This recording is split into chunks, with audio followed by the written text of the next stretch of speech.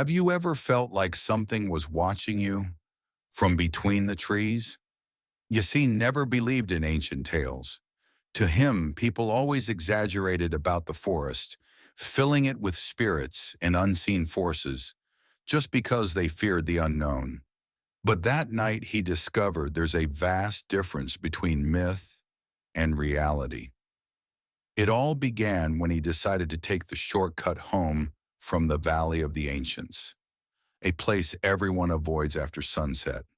Not because it's dangerous, but because it's unnaturally silent. They call it the Silent Forest Path. Villagers say it's not completely abandoned.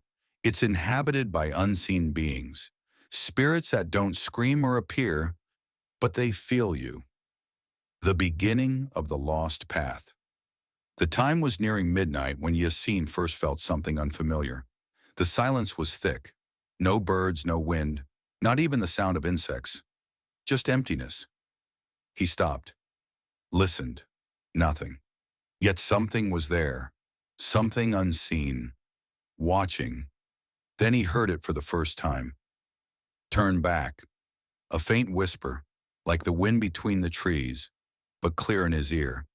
It wasn't the voice of a man, nor a woman.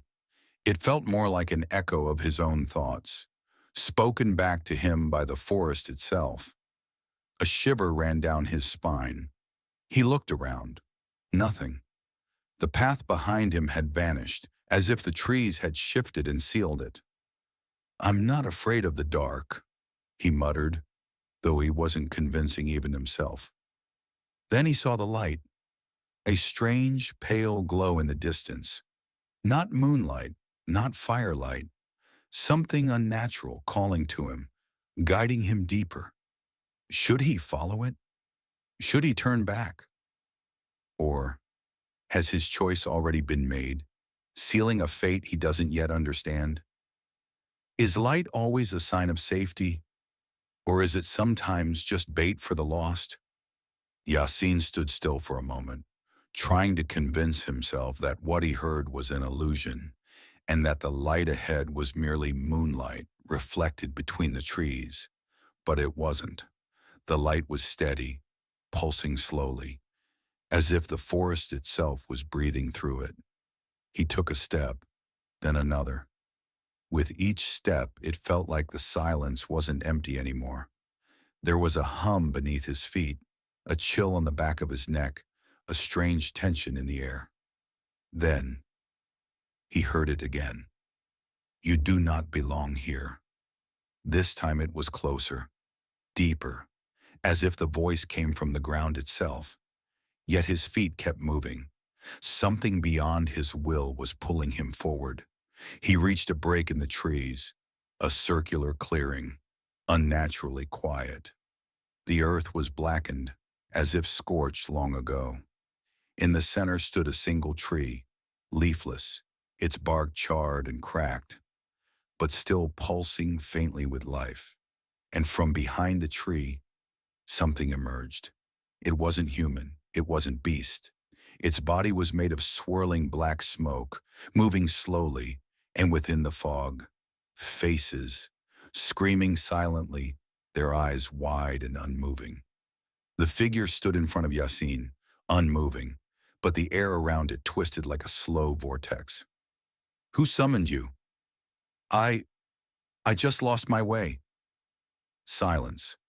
Then the creature reached forward, not to grab him, but to touch his chest, where his heart was pounding. "This place does not appear to those who wander. It chooses who sees it." Yassine's body trembled.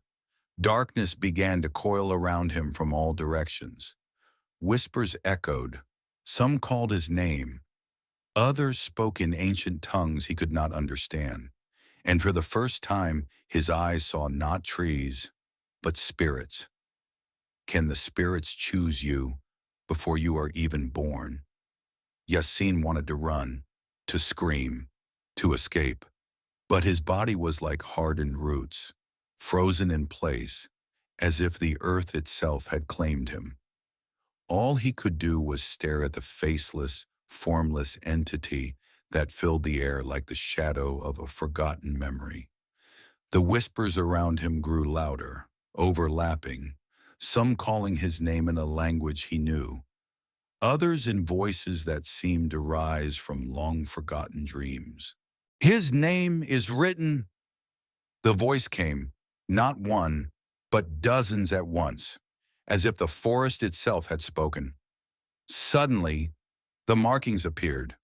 On the charred trunk of the leafless tree, glowing symbols began to emerge. Ancient runes coiling like serpents, intricate and alive. And at their center, his name, Yasin, carved in his own language, softly pulsing like a beating heart. He stepped back in disbelief. Then the entity spoke again. "You were among the marked. We did not summon you tonight. You were chosen long ago." And in an instant, visions flooded his eyes. He saw flashes, a child born during a blood-red eclipse, an old woman whispering strange words into his ear as an infant, an ancient book slammed shut, a page falling out with a single line written on it. "The chosen one shall return in the night of silence." "What do you want from me?" he asked, barely able to hear his own voice. The entity replied, "To listen and restore what was forgotten." Then the ground beneath the tree split open. A pale blue light rose from the depths, revealing a staircase of stone descending into darkness, as if opening the gate to something long buried. At the center of the light, the steps seemed to call. "Either descend or remain lost among us, neither here nor beyond." Yassine stood at the edge, heart pounding like a war drum. He didn't know what lay below, nor what awaited him. But one thing was certain: the life he once knew was over. Part 4: The Crypt of the Forgotten. What if the spirits weren't seeking revenge, but simply to be remembered? Step by slow step, Yassine descended the stone staircase, the pale blue light swirling around him like living mist. He had no idea how deep it went, or how many steps he'd taken, only that each one pulled him further from the world he knew, and closer to something older than fear itself. The walls were smooth, made of black stone, unlike anything he'd seen before. Faces were carved into them, faded, expressionless, neither weeping nor smiling, only staring. Then suddenly the light vanished. Not ordinary darkness, but thick and heavy, like smoke. And yet, he was not alone. A voice echoed from the dark, feminine, deep, and broken. "Do you see now, or are you still blind, like the ones who came before you?" He froze, breathing hard, then whispered, "Who are you?" She replied, "We were once human, until our names were whispered, then erased. They severed our memory from the earth and buried us here. But every chosen one is given the third eye."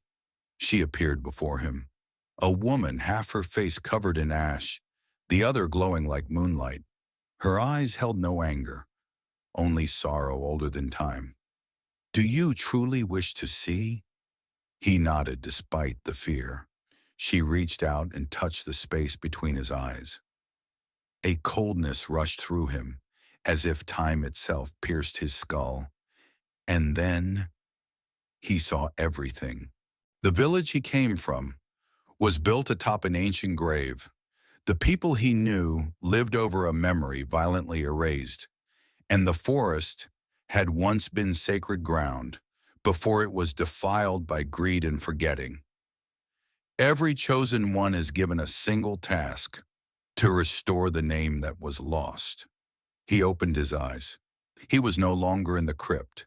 He stood in the forest once more, under the first light of dawn. But everything had changed.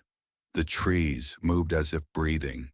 The sky was silent, yet watching, and a voice within him whispered, "Memory begins with you." When does forgetting become betrayal? Yassine returned to the village at sunrise, but his steps were no longer the same.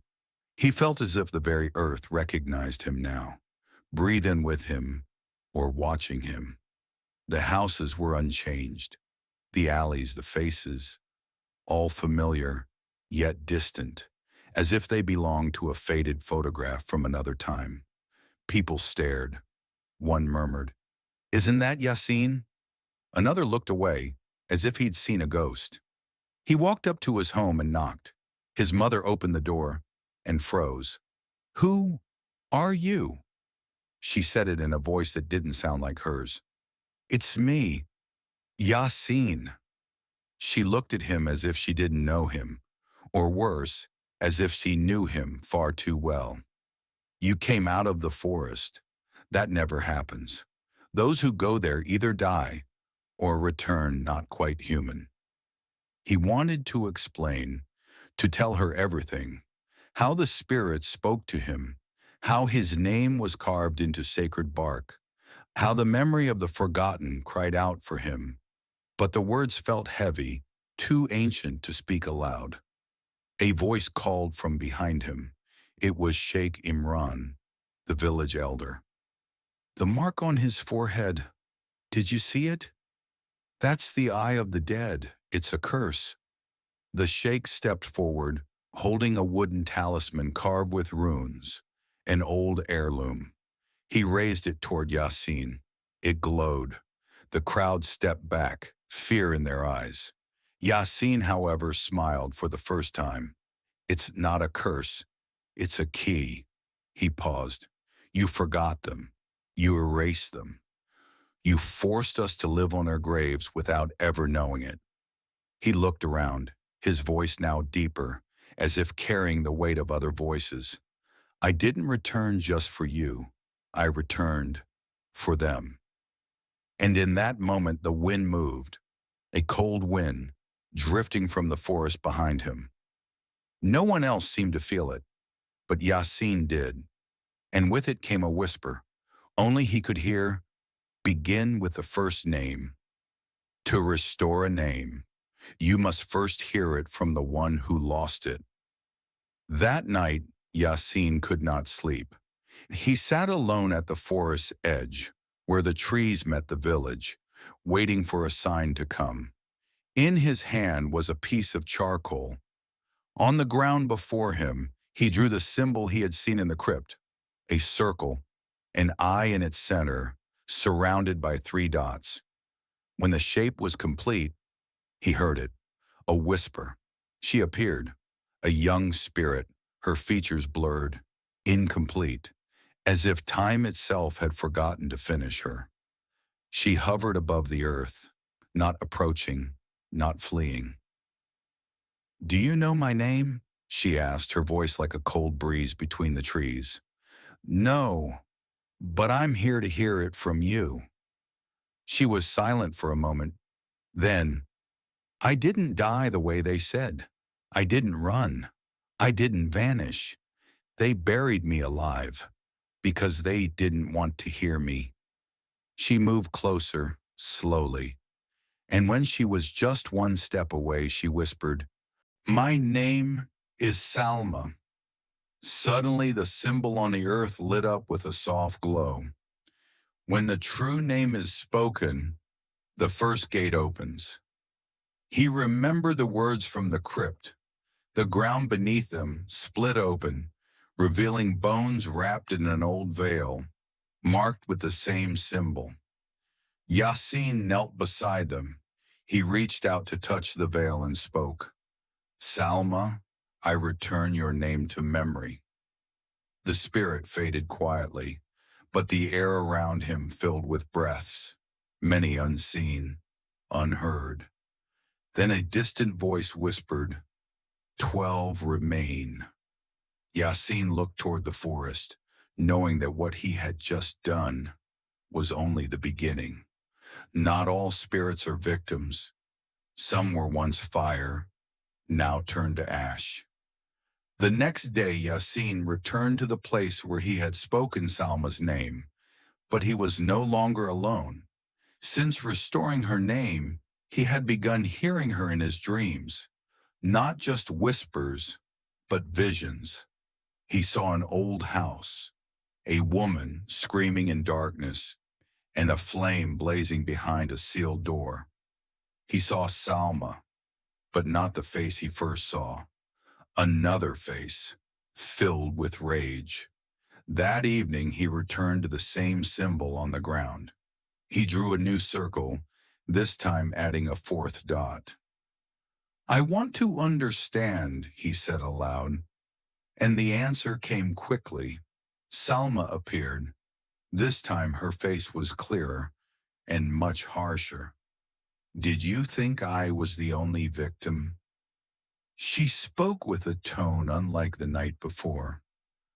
"They told me in the crypt you were buried alive." She stepped closer. "True, but I never told you who did it." The air stopped. "I wasn't killed because I was weak. I was killed because I knew what wasn't meant to be known. I was the keeper of names, the last to carry the truth." Yassine fell silent. Then softly, "They killed you because you remembered." She nodded, then added, "And if I've returned, others will follow, those who were never meant to." Suddenly the light around them changed. The trees bent inward, as if reacting to something deeper moving within the forest. "What have I unleashed?" Yassine asked, voice shaking. Salma smiled, for the first time. "You didn't just restore my name. You restored memory, and memory doesn't choose what it brings back." She vanished and left him standing, alone, on ground that was no longer silent. Part 8. The Uninvited. When the door of memory is opened, you don't choose who walks through. Yassine didn't leave the ritual site. The forest around him moved as if the ground itself was breathing. Every leaf, every branch, every grain of soil was awake now, and before he could summon the next name, he felt someone had already arrived. Footsteps, but not human. From the mist emerged a figure unlike the spirits before, distorted. Its face changed every second, reshaped by rage itself. It didn't speak, but it advanced. Yassine shouted, "Who are you? I didn't call anyone." The figure came closer. When it passed over the drawn symbol, part of it burned, as if its presence didn't belong. Then he heard Salma, not in front of him, inside him. He's one of the forgotten of rage. He wasn't called, but he smelled the memory. If the gate stays open, more will follow. Yassine's voice trembled. "How? How do I close it?" Her voice returned. "Deny the name, or face it." The figure now stood directly in front of him. Its face was filled with shifting eyes and sounds poured from its mouth with no meaning. Yassine raised his hand and said, "If you are one of the forgotten of rage, speak your name." The creature paused, as if the word struck it. "My name is Salma." Suddenly the symbol on the earth lit up with a soft glow. When the true name is spoken, the first gate opens. He remembered the words from the crypt. The ground beneath them split open, revealing bones wrapped in an old veil, marked with the same symbol. Yassine knelt beside them. He reached out to touch the veil and spoke, "Salma, I return your name to memory." The spirit faded quietly, but the air around him filled with breaths, many unseen, unheard. Then a distant voice whispered, "12 remain." Yassine looked toward the forest, knowing that what he had just done was only the beginning. Not all spirits are victims. Some were once fire, now turned to ash. The next day, Yasin returned to the place where he had spoken Salma's name, but he was no longer alone. Since restoring her name, he had begun hearing her in his dreams, not just whispers, but visions. He saw an old house, a woman screaming in darkness, and a flame blazing behind a sealed door. He saw Salma, but not the face he first saw. Another face, filled with rage. That evening, he returned to the same symbol on the ground. He drew a new circle, this time adding a fourth dot. "I want to understand," he said aloud, and the answer came quickly. Salma appeared. This time her face was clearer and much harsher. "Did you think I was the only victim?" She spoke with a tone unlike the night before. "They told me in the crypt you were buried alive." She stepped closer. "True, but I never told you who did it." The air stopped. "I wasn't killed because I was weak. I was killed because I knew what wasn't meant to be known. I was the keeper of names, the last to carry the truth." Yasin fell silent. Then softly, "They killed you because you remembered." She nodded, then added, "And if I have returned, others will follow, those who were never meant to." Suddenly the light around them changed. The trees bent inward, as if reacting to something deeper moving within the forest. "What have I unleashed?" Yasin asked, voice shaking. Salma smiled for the first time. "You didn't just restore my name. You restored memory, and memory doesn't choose what it brings back." She vanished and left him standing, alone, on ground that was no longer silent. Part 8. The Uninvited. When the door of memory is opened, you don't choose who walks through. Yasin didn't leave the ritual site. The forest around him moved as if the ground itself was breathing. Every leaf, every branch, every grain of soil was awake now, and before he could summon the next name, he felt someone had already arrived. Footsteps, but not human. From the mist emerged a figure unlike the spirits before, distorted. Its face changed every second, reshaped by rage itself. It didn't speak, but it advanced. Yasin shouted, "Who are you? I didn't call anyone." The figure came closer. When it passed over the drawn symbol, part of it burned, as if its presence didn't belong. Then he heard Salma, not in front of him, inside him. He's one of the forgotten of rage. He wasn't called, but he smelled the memory. If the gate stays open, more will follow. Yasin's voice trembled. "How?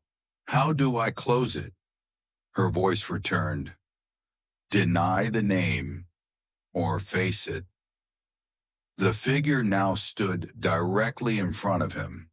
Its face was filled with shifting eyes and sounds poured from its mouth with no meaning. Yasin raised his hand and said, "If you are one of the forgotten of rage, speak your name." The creature paused, as if the word struck it. Hey there. Tonight, we're going far back, not to palaces or marble temples, but to a time of gods, monsters, and mortals who wandered through a world shaped by fate and fire.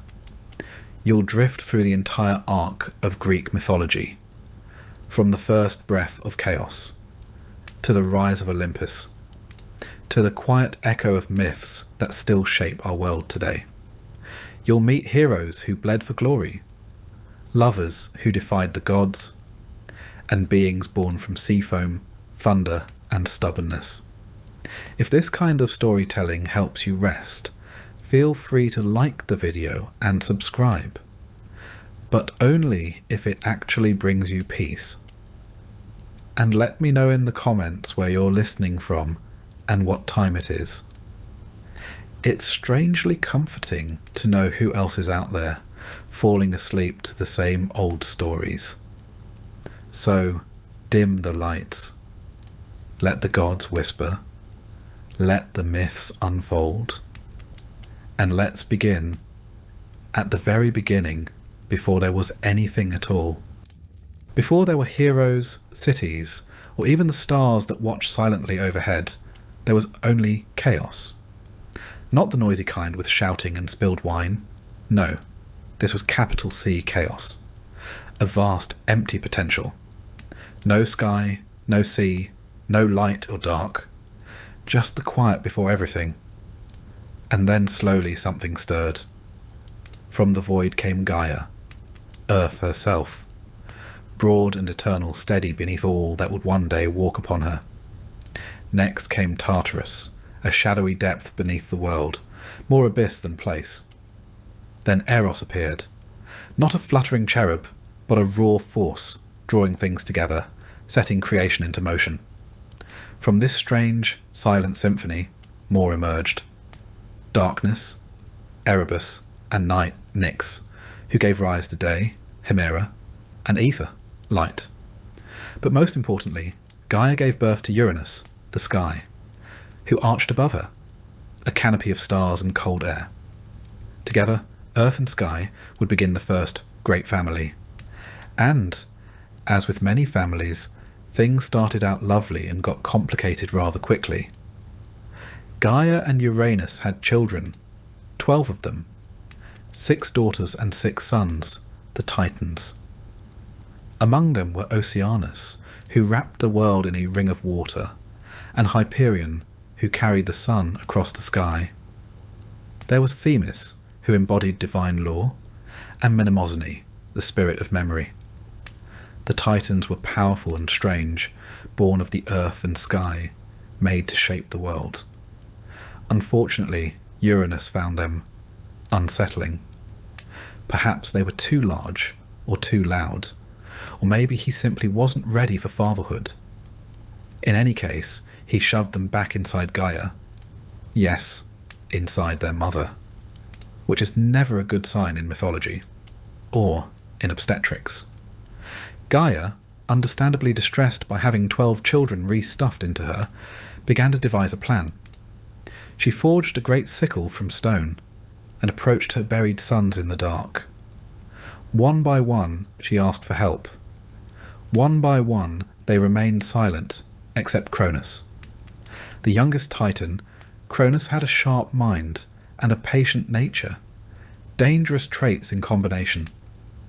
He took the sickle from his mother and waited, and when Uranus descended again to lie across the earth, Cronus leapt from the shadows.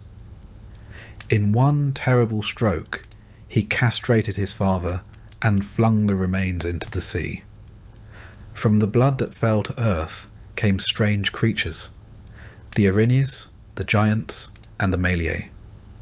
From the foam of the sea, where the flesh of Uranus drifted, arose something unexpected. Aphrodite, goddess of love and beauty, fully grown and radiant.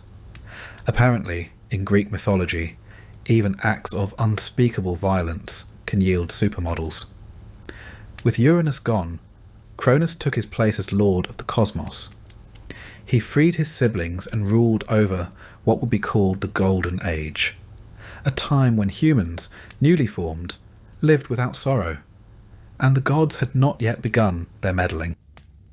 But prophecy lingered.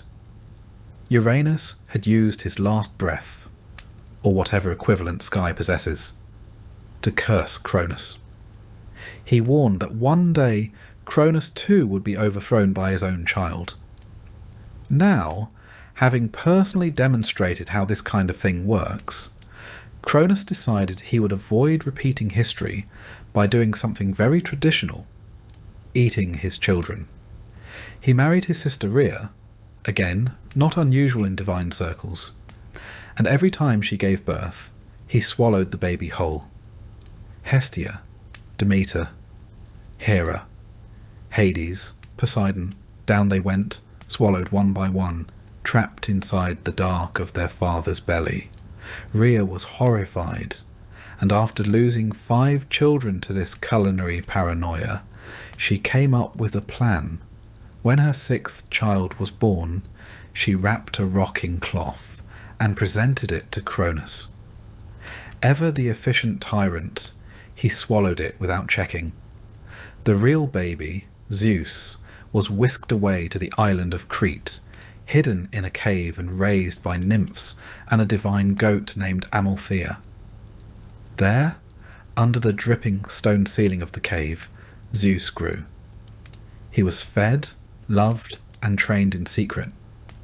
He listened to stories of the siblings he had never met, siblings still alive, but imprisoned within their father. And as he grew taller and stronger, so too did his resolve. One day, Zeus left the cave. He disguised himself and entered the court of Cronus as a servant.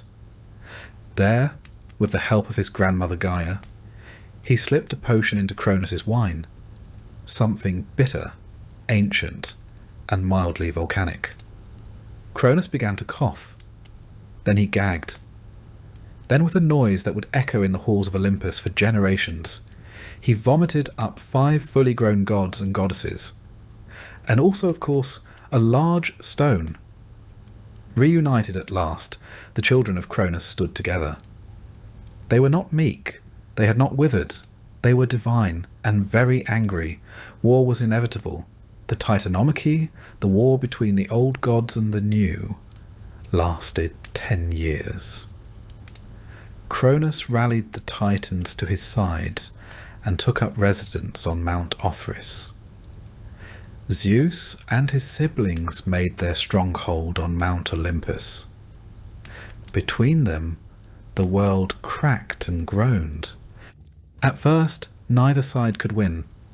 Titans were strong, ancient, and terrifying, but the Olympians were clever, and Zeus, ever the tactician, had an idea. He descended into Tartarus, the deepest pit of the underworld, where monsters slept and time grew heavy.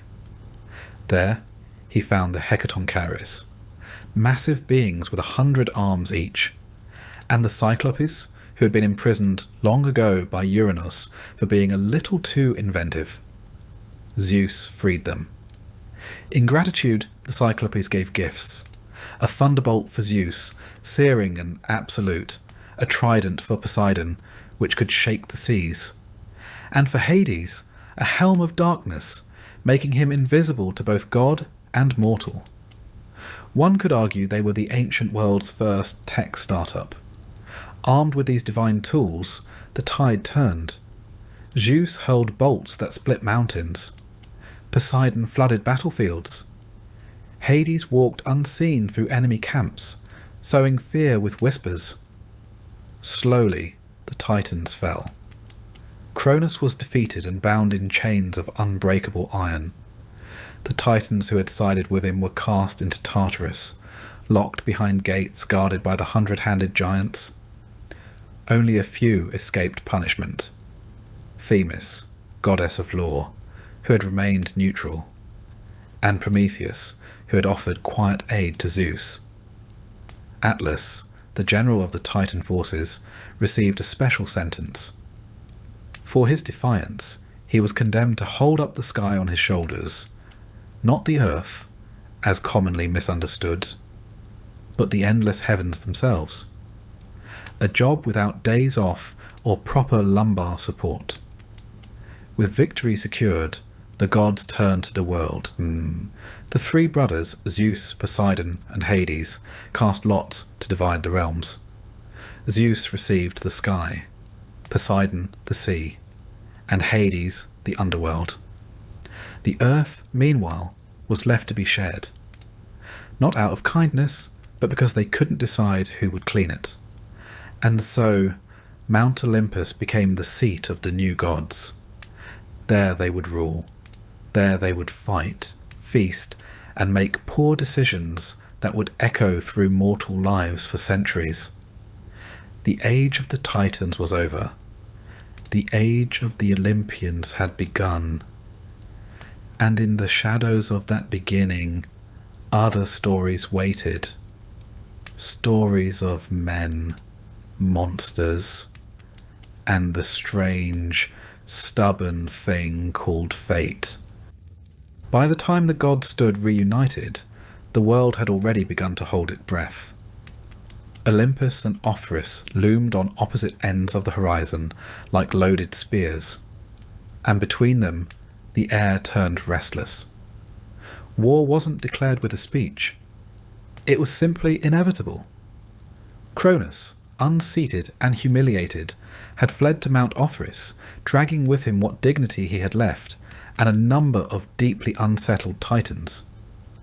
He rallied his old allies, Oceanus, Iapetus, Creus, and others, ancient beings who had once shaped the very bones of the world. These were not creatures of palace intrigue.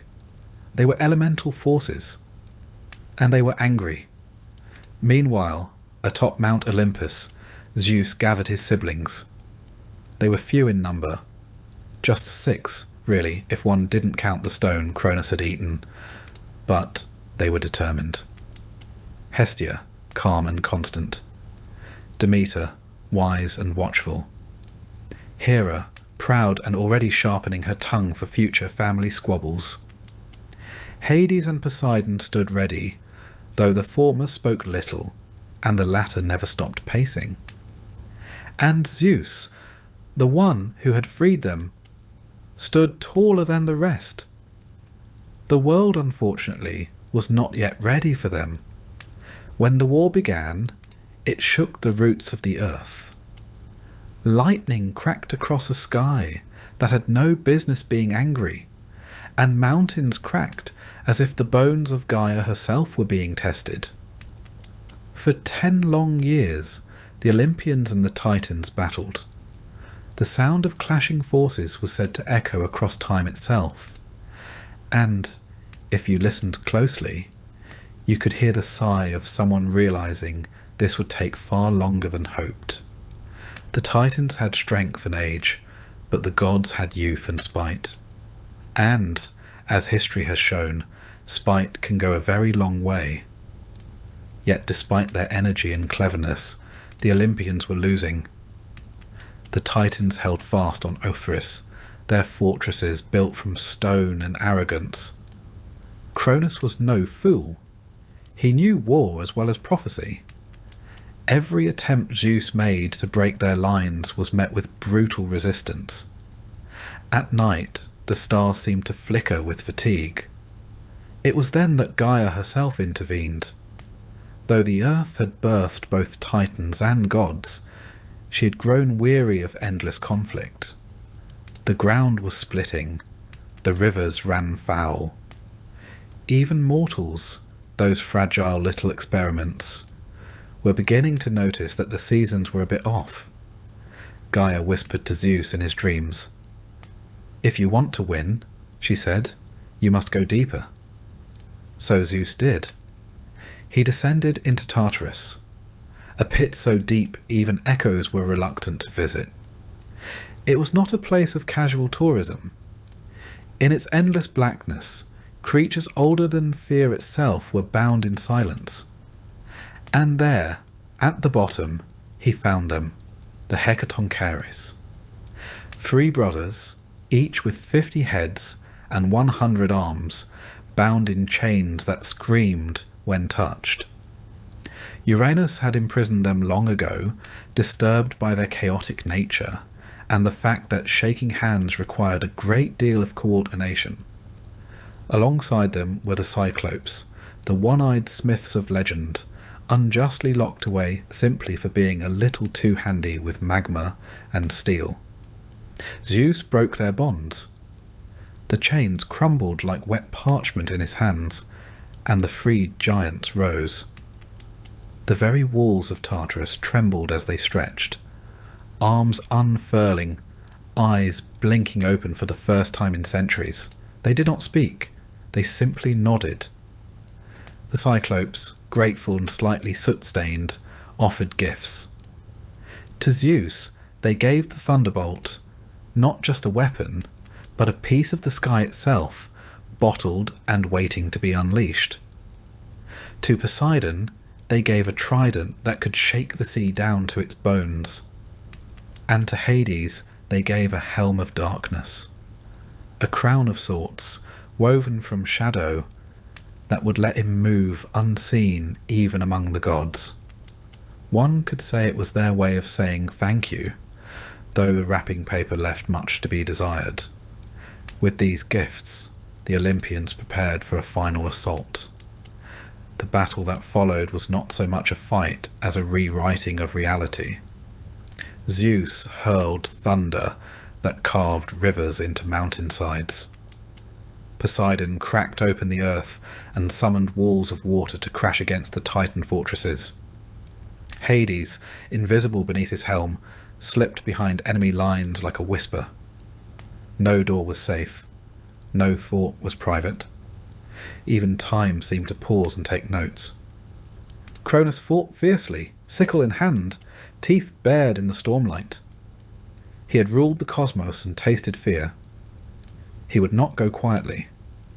But power, once wrested from the hands of the old, rarely returns to them. And slowly, inevitably, the tide turned. Zeus struck him down. Not with a flourish, not with a speech, just one blinding strike of a sky-forged fury, and the Titan King fell. With Cronus defeated, the rest of the Titans began to break. Some tried to flee, scattering like crows before a fire. Others dropped their weapons and knelt, hoping surrender might soften the sentence.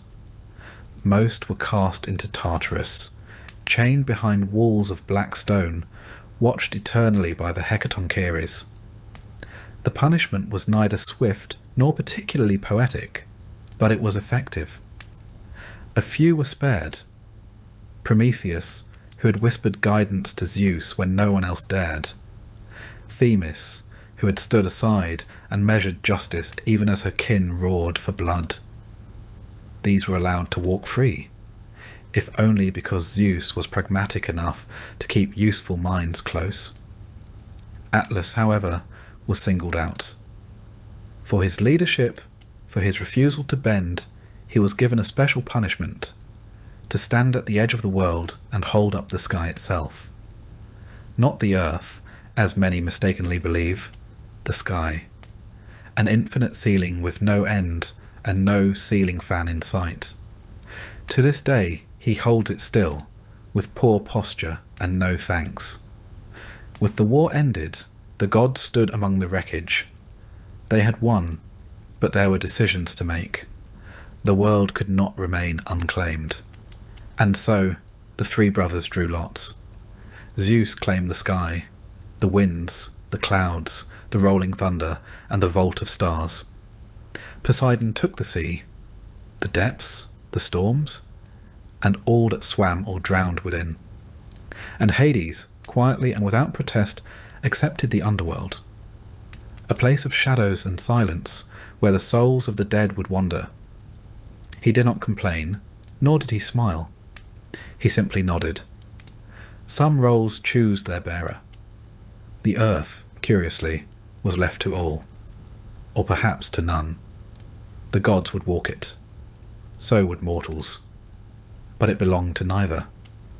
With dominion divided, the gods made their home atop Mount Olympus, a place high above mortal reach, where storms danced and the air was thick with ambrosia. From there, they would rule. But peace did not settle immediately. Scars remained, resentment lingered. And even in their triumph, the gods were still young. Divine, yes, but prone to jealousy, pride, and an occasional poor decision involving mortal lovers. Still, A new age had begun. The age of Titans was over. The age of Olympians had risen. And while the thrones were now filled, the story was only just beginning. With the Titans defeated and the cosmos divided, the dust of war began to settle across the battered face of the world. Olympus stood untouched by the violence, or perhaps simply indifferent to it, rising high above the clouds, a peak of impossible beauty where mortal storms dared not tread. And it was here, amid marble halls and eternal sunrises, that the new gods began to build their rule. The Olympians were not many in number, but they were loud, bright, and impossible to ignore. They didn't ask for attention, they radiated it. And now, with the realms of sky, sea, and shadow neatly divided among the three brothers, it was time for something far more complicated: governance. Zeus, now king of the gods, took up his throne atop Olympus with all the grace of someone who had just invented the concept of rulership 5 minutes ago, and was fairly certain he was excellent at it. He was a god of thunder, yes, but also of law, order, hospitality, and, curiously, justice. Although the latter would soon prove to be more of an optional suggestion. With his thunderbolt in hand, and his beard growing increasingly dramatic, Zeus declared the new age begun. From now on, Olympus would be the centre of divine power, and he would sit at its centre. Zeus ruled the skies, the clouds, the wind, the rain, and the storms. Every roll of thunder was his voice, every flash of lightning his will. He was the judge, the enforcer, and occasionally the problem. He was known to be noble, but impulsive, wise, but easily distracted, and his distractions almost always involved mortal women, swans, golden showers, or some deeply questionable combination thereof. Poseidon, in contrast, was less dramatic, but far more volatile. As Lord of the Sea, he claimed dominion over every drop of water, from the deepest trench to the highest wave. He built a palace of coral and pearl beneath the ocean, surrounded by dolphins and sea beasts, and declared it his own private court. Poseidon was a god of earthquakes as well, which was unfortunate for coastal cities, as he was famously touchy. A bad mood from Poseidon could level entire towns. Still, he was not unkind. He had a soft spot for horses, which he allegedly created, and for sailors, whom he alternated between saving and drowning, depending on whether they remembered to offer him wine. Hades, eldest of the three, ruled the underworld, a realm of endless mist and shadow, where the dead arrived not with fanfare, but with quiet inevitability. His kingdom was not a place of fire and brimstone. It was solemn, vast, and cold. Rivers crossed it, the Styx, the Lethe, the Acheron, each with its own dreadful poetry. The souls of mortals wandered there, guided by Hermes and judged in silence. Hades did not reside on Olympus, preferring the company of shades to that of his siblings. He was not evil nor cruel, merely absolute. Where Zeus thundered and Poseidon surged, Hades endured. His kingdom did not end, and so neither did his watch. And then there were the others. Hera, queen of the gods, took her place beside Zeus, reluctantly, and with several raised eyebrows. She was the goddess of marriage and family, which some considered ironic given her husband's frequent adventures in shape-shifting seduction. Hera was proud, sharp, and deeply committed to her role. She did not forget insults, and she rarely forgave betrayals. Her domain included the sanctity of marriage, childbirth, and the defence of women. But she is best remembered for her jealous vengeance, often taken not on Zeus, but on the poor mortals he failed to resist. One might argue that she confused marital fidelity with pest control. Demeter, goddess of the harvest, tended to the earth. It was she who made crops grow and seasons turn. When she walked the fields, grain sprouted behind her feet. She was calm, maternal and warm, but not to be crossed. The world would learn this lesson the hard way in time. Hestia, the gentlest of the Olympians, ruled over hearth and home. She received the first portion of every sacrifice and kept the fire burning in every city. She avoided the intrigues of her more theatrical siblings and remained steady, the one constant in a family of shifting tempers and sudden storms. And then came Athena, born fully grown and armoured from Zeus's skull, a detail best left unexamined. Athena was the goddess of wisdom, war, and crafts. She preferred strategy to savagery and thought before she acted, which made her a rare creature indeed on Olympus. She carried the aegis, a shield bearing the head of Medusa, and advised kings, heroes, and anyone who could tolerate being corrected mid-sentence. She was one of 3 virgin goddesses, sworn to no man, mortal or divine. Not that many would have dared try. Apollo and Artemis followed. Twins, radiant and deadly in their own right. Apollo was the god of the sun, music, prophecy, and medicine. He played the lyre with divine perfection, and occasionally used it to taunt people into becoming animals. His oracle at Delphi would soon become the most famous voice of prophecy in the world, even if her delivery left much to be desired in the clarity department. Artemis, his twin, ruled the moon, the hunt, and the wild places of the world. She walked beneath the trees with her bow and her hounds, guarding animals and young girls alike.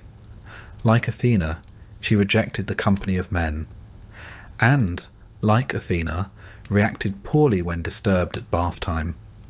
Ares, the god of war, arrived with less fanfare but far more shouting.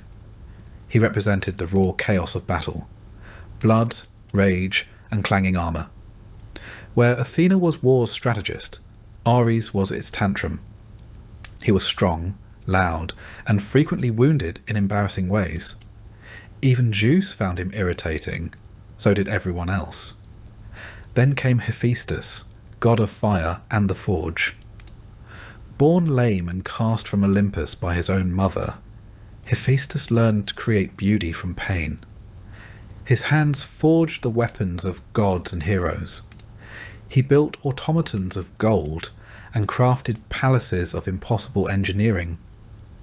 Despite his brilliance, he was married off to Aphrodite, which led to precisely the sort of drama one expects when a quiet engineer marries the goddess of desire. Aphrodite, born from sea foam and divine scandal, ruled over love, beauty, and mischief. She could bend hearts like reeds and used that power liberally. She was captivating, vain, and occasionally vindictive. Her affairs were legend, as were the reactions of those she scorned. Cupid, or Eros, was her frequent companion, firing arrows of affection at mortals who usually didn't appreciate the timing. Then there was Hermes, the messenger god, the trickster, the traveller.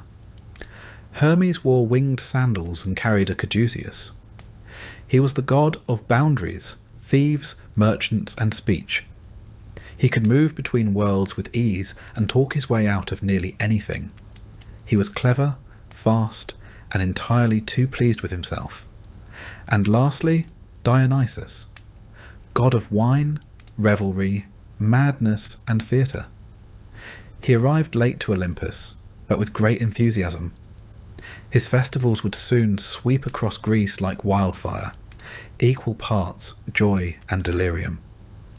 Dionysus was both freeing and dangerous, the thin line between celebration and frenzy. Together these 12, and a few rotating extras became the Olympians. They were gods, yes, but also a family. A dysfunctional, vengeful, hilarious, and deeply theatrical family. They shaped the weather, fate, love, and war. They raised empires and doomed heroes. And they quarrelled, constantly. One might say the only thing more powerful than their divine abilities was their collective inability to mind their own business. But they were not distant.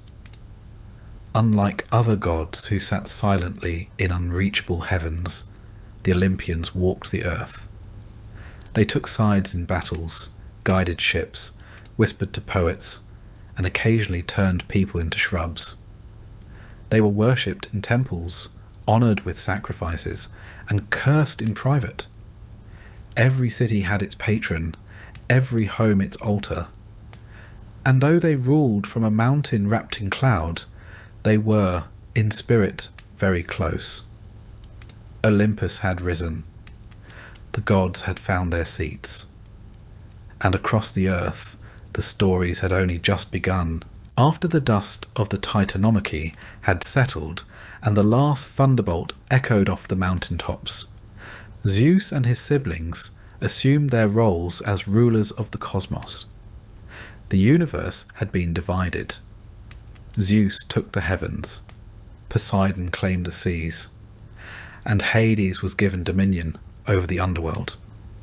With the Titans banished to Tartarus and the Olympians seated on their thrones, a new age began. The sky crackled with divine energy. The sea stirred under Poseidon's command. And deep below, the spirits of the dead began their long march through the misty halls of Hades. The earth, however, was eerily quiet. There were mountains, yes, vast and majestic. Rivers and forests teeming with life. Seasons turned in elegant cycles. Birds sang, and wild beasts prowled the land. But something essential was missing. There was no intelligence gazing up at the stars, no stories told by firelight, no fear or reverence directed toward the heavens. The gods had their kingdom, but no audience. Prometheus, the Titan whose name meant forethought, saw this void and felt it more acutely than any other. Where others had been content with power or vengeance, Prometheus had always been drawn to creation. He had fought alongside the Olympians during the war, not out of loyalty, but out of belief in the future they might build. A future, he realised, that was woefully incomplete without mortals to walk the earth. And so he descended from Olympus and wandered through the valleys and across the plains until he reached a quiet riverbank. There, kneeling in the mud, he gathered a handful of clay and began to shape it. Not out of arrogance or ambition, but with the careful precision of an artist and the quiet awe of a parent. He moulded limbs, curved a spine, added fingers to grasp, feet to roam, and eyes that could marvel at the sky. He formed mouths, not just to eat, but to question, to sing, to tell stories that would outlive them. When the forms were ready, he breathed life into them. A divine breath, not just air, but spark and soul, thought and fire. These were not animals, they were not gods, they were something entirely new. They were humans. At first, they were clumsy. They stumbled through the forests, confused and curious. They lacked claws, fur, or fangs. They feared the dark, the cold, the howl of wolves. But they learned quickly. They made tools of stone, mimicked the calls of birds, and formed crude shelters from branches and leaves. They were fragile, yes, but endlessly inventive. And to Prometheus, they were magnificent. Zeus, however, was less impressed. From his golden throne on Olympus, he looked down at these new creatures and scowled. "They look like us," he said, voice thick with suspicion. "They were inspired by us," Prometheus replied, evenly. "They're weak. Look at them." They don't even know how to survive a frost. They can learn. They shouldn't be learning. They should be worshipping, Zeus muttered. Prometheus said nothing. Zeus frowned. Don't give them too much. Let them remain grateful. Prometheus nodded outwardly, but in his heart he disagreed. He continued to watch his creation. And what he saw troubled him. The humans cowered in caves when night fell, trembling in the cold. They ate their food raw, risking sickness. Their lives were short, their progress slow. What they needed, Prometheus knew, was fire. But fire was forbidden. It was divine, reserved for Olympus alone. It burned in Hestia's hearth, in Hephaestus' forge. No mortal was allowed to touch it. Zeus had declared it so, and his word was law. Prometheus stole it anyway. One night, while Olympus was shrouded in sleep and starlight, Prometheus crept to the hearth of Hestia. He plucked a single coal from the eternal flame and tucked it into a fennel stalk. An ordinary plant with a hollow stem, perfect for concealment. He slipped away, descending from the heavens with his precious, smouldering gift. When he gave it to humanity, the world changed. With fire, they transformed the night. They warmed themselves, cooked food, and forged stronger tools. They began to gather around flames and tell stories, to pass on knowledge, to dream. Smoke rose from their hearths like prayers. Fire became a symbol of everything that made them different from beasts, everything that hinted at the divine within them. Zeus was furious. "You gave them fire!" he roared, lightning crackling at his fingertips. "They needed it," Prometheus said. "They will challenge us. They will forget to fear. They will flourish." Zeus saw no wisdom in those words, only defiance. As punishment, he ordered Prometheus to be seized and chained to the highest, most desolate peak of the Caucasus Mountains. There, the Titan was bound with unbreakable chains, forged by Hephaestus himself, and left to the elements. But even that was not enough. Each day, an eagle, a monstrous divine bird, would descend and tear into Prometheus's side, devouring his liver. Each night, the wound healed, and each morning, the eagle returned. The cycle was endless, the pain eternal, and yet Prometheus endured. He did not beg. He did not repent. For in the far distance, he could still see the smoke of fires rising from human villages. His suffering, he believed, was a fair price. But Zeus was not finished. Prometheus had given humanity a gift. Now Zeus would give them one too. A gift wrapped in beauty, charm, and danger.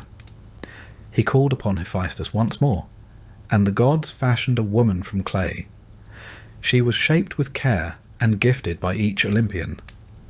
From Aphrodite she received beauty, from Hermes persuasion, from Athena skill, from Hera pride, but from Zeus she received something else entirely, curiosity. They named her Pandora, meaning all gifted. To her, Zeus gave a sealed jar. "Do not open it," he warned. "No matter what you hear, no matter what you feel, leave it closed." And then he sent her down to earth. Prometheus, from his distant prison, had no way to warn his brother Epimetheus, who welcomed Pandora without hesitation. She was clever, kind, and filled with questions.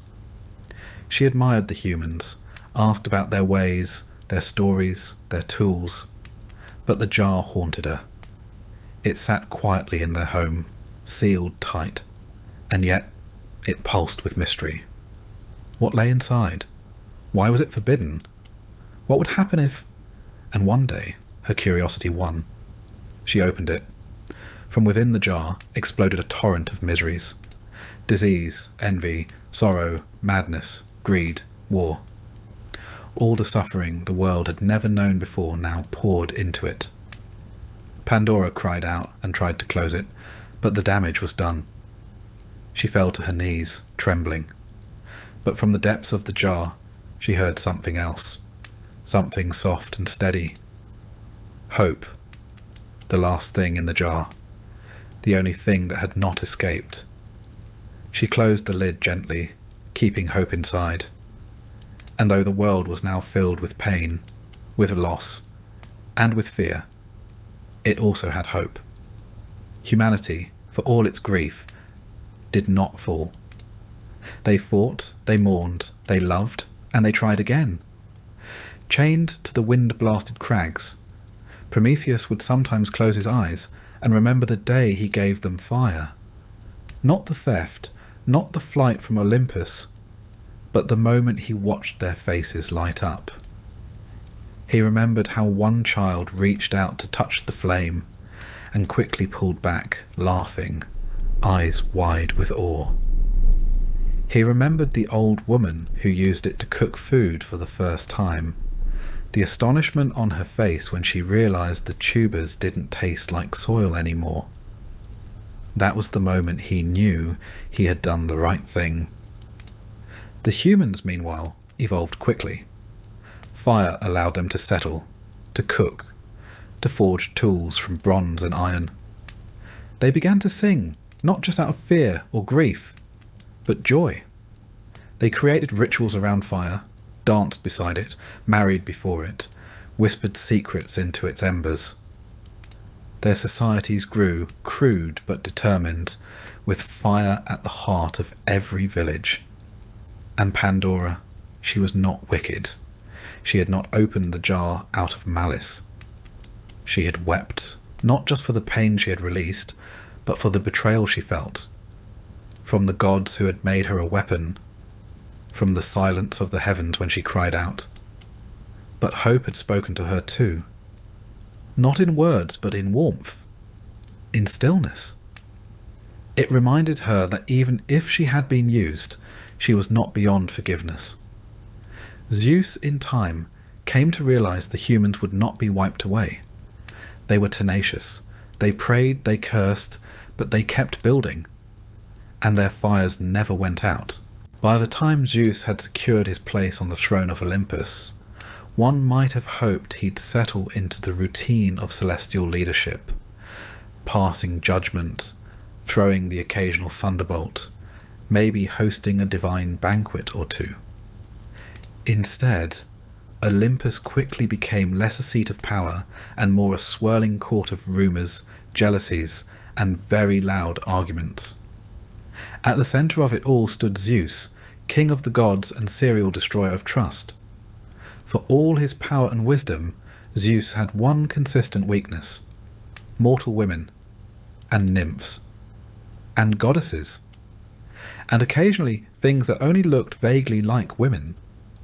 His tastes were eclectic, his disguises inventive, and his timing, by all divine accounts, terrible.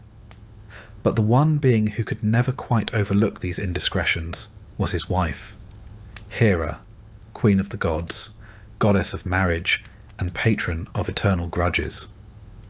Their marriage was, in the politest terms, an ongoing diplomatic crisis.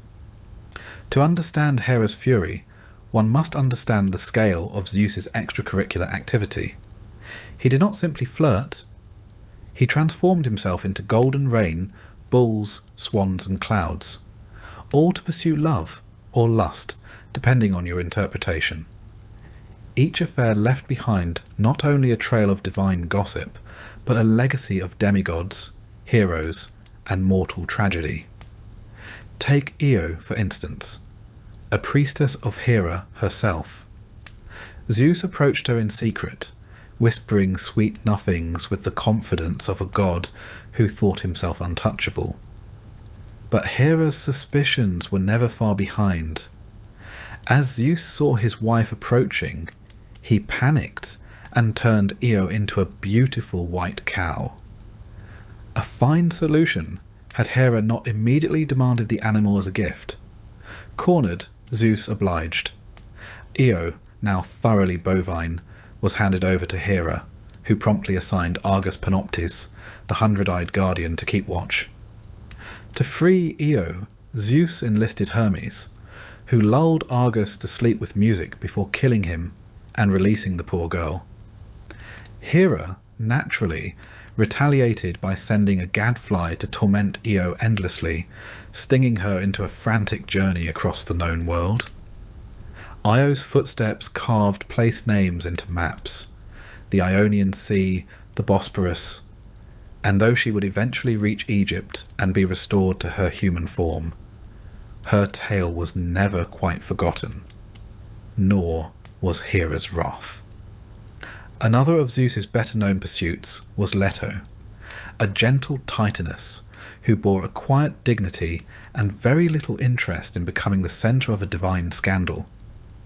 But when she became pregnant with Zeus's children, twins no less, Hera flew into a fury. She decreed that no land under the sun should give Leto sanctuary. The desperate mother-to-be wandered from island to island, turned away by cities and shores alike. Finally, she arrived at the floating island of Delos, a place not tethered to the earth, and thus exempt from Hera's curse. There, after 9 agonizing days of labour, Leto gave birth to Artemis and then Apollo, 2 of the most influential gods of Olympus. Hera had tried to delay their entry into the world. What she got instead were 2 children who would shape mythology forever. Apollo, the god of light, music and prophecy. Artemis, the goddess of the hunt and guardian of the wild. Both remembered what their mother endured.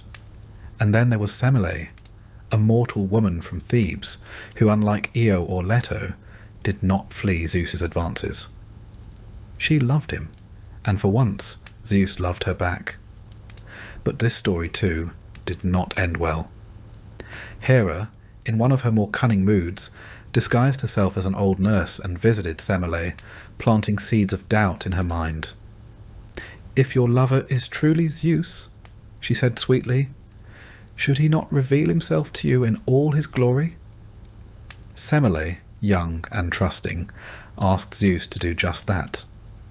Bound by an oath he could not break, Zeus revealed his divine form, and Semele was instantly incinerated by the sheer force of his presence. It was, to put it mildly, not the romantic climax she had imagined. Yet from the ashes came Dionysus.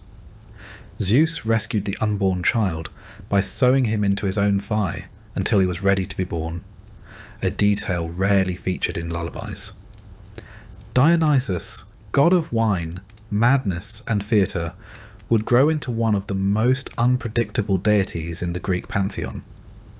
His birth, both tragic and miraculous, was another strange testament to Zeus's chaotic domestic life. These weren't isolated incidents. Zeus's unions, consensual or otherwise, with mortals, nymphs and goddesses alike, produced a sprawling genealogy of heroes and demigods. Heracles, born of Alcmene. Perseus, son of Danae. Helen of Troy, supposedly hatched from an egg after Zeus seduced, or assaulted, her mother Leda in the form of a swan. The stories vary in tone, but are united by their consequences. Human history, in myth, was shaped by divine passion, and Hera's furious fallout. Hera's vengeance was rarely directed at Zeus himself. He was king, and even she, powerful as she was, could not overrule his will. Instead, her fury fell upon the women he seduced and the children they bore. Sometimes this meant banishment, sometimes torment, sometimes the slow corrosion of fate. In Heracles' case, it meant a lifetime of madness and suffering, designed to humble even the strongest son of Zeus. But Hera was more than just a jealous wife.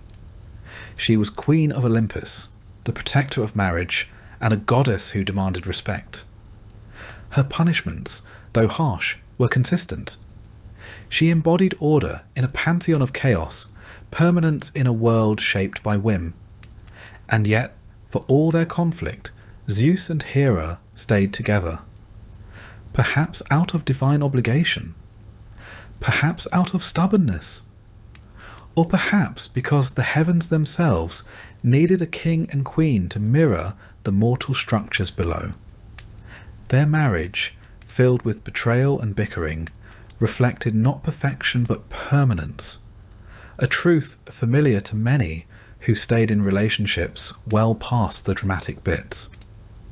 In a strange way, these affairs, these tangled, scandalous unions, served a cosmic purpose.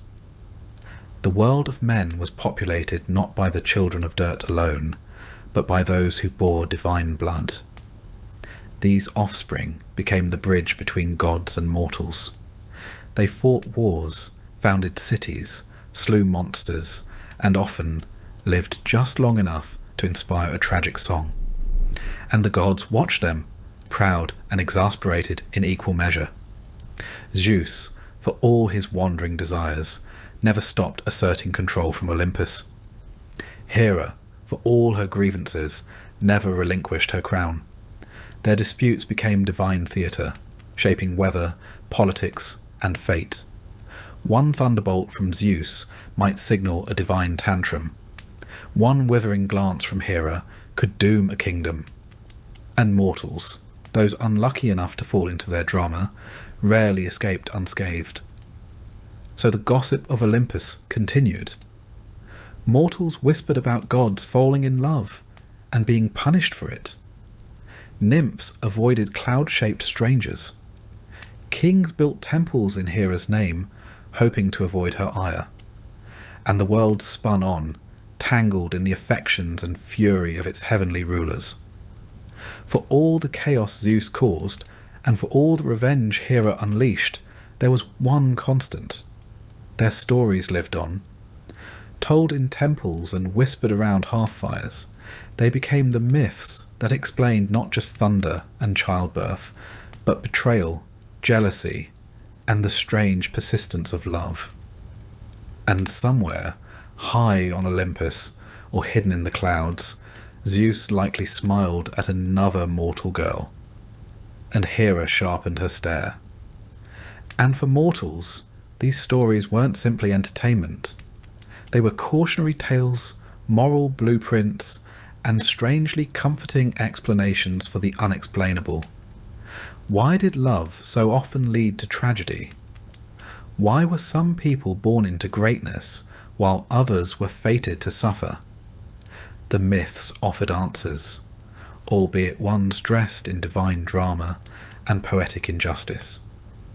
Children who grew up hearing these tales knew better than to tempt fate or gods. Young lovers invoked Aphrodite's name with trembling lips. Expectant mothers whispered prayers to Hera, begging her not to take offence at their happiness. Farmers left offerings at roadside shrines, not just for harvest, but in hopes that their daughters might be spared the attention of wandering gods. And yet, despite the pain in these tales, there was something beautiful in them too. Even the gods, for all their power, were tangled in longing and fury, guilt and pride. They hurt each other.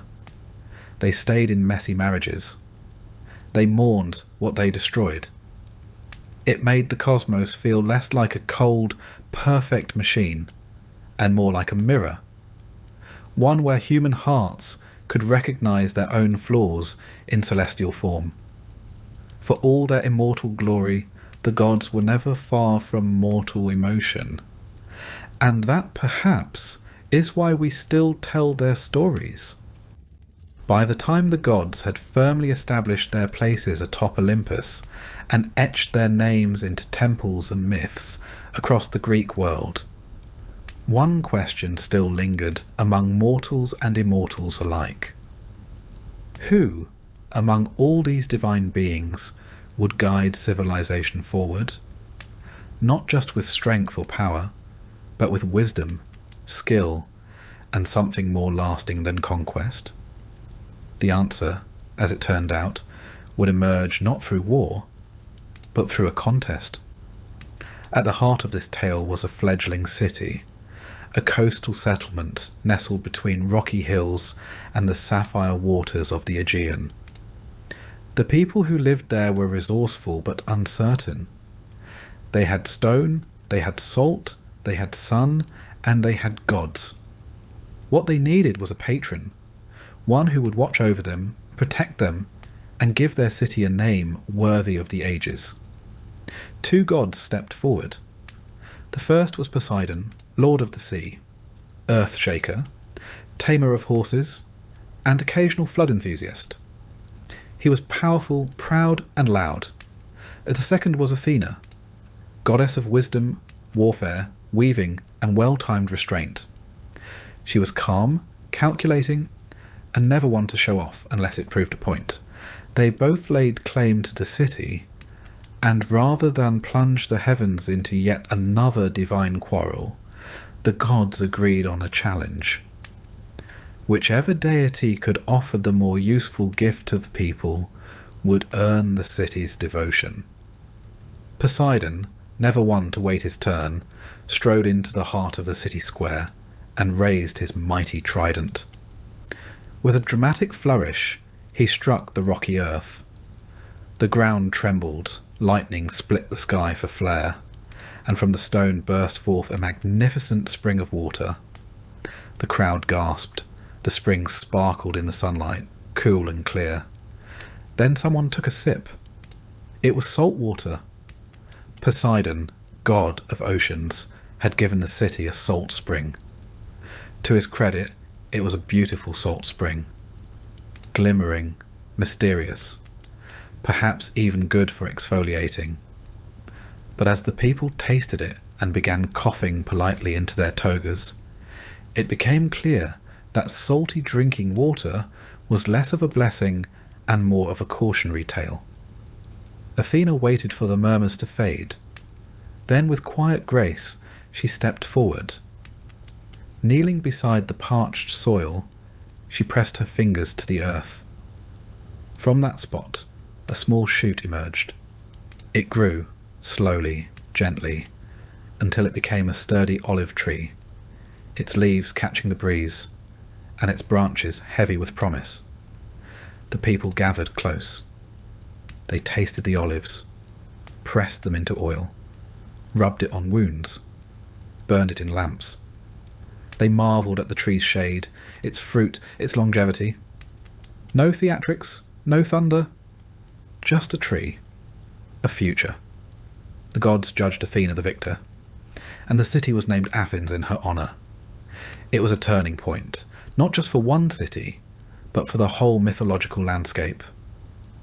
While Poseidon returned to his waves, Athena became a symbol of something new. Intellect over impulse, patience over bluster, growth over spectacle. But Athena was never just the goddess of cleverness. She embodied practical wisdom, knowledge applied. She was the patron of architects and strategists, of artisans and thinkers. She didn't just win wars, she prevented them, or at least ensured they were fought wisely. She also had a talent for invention.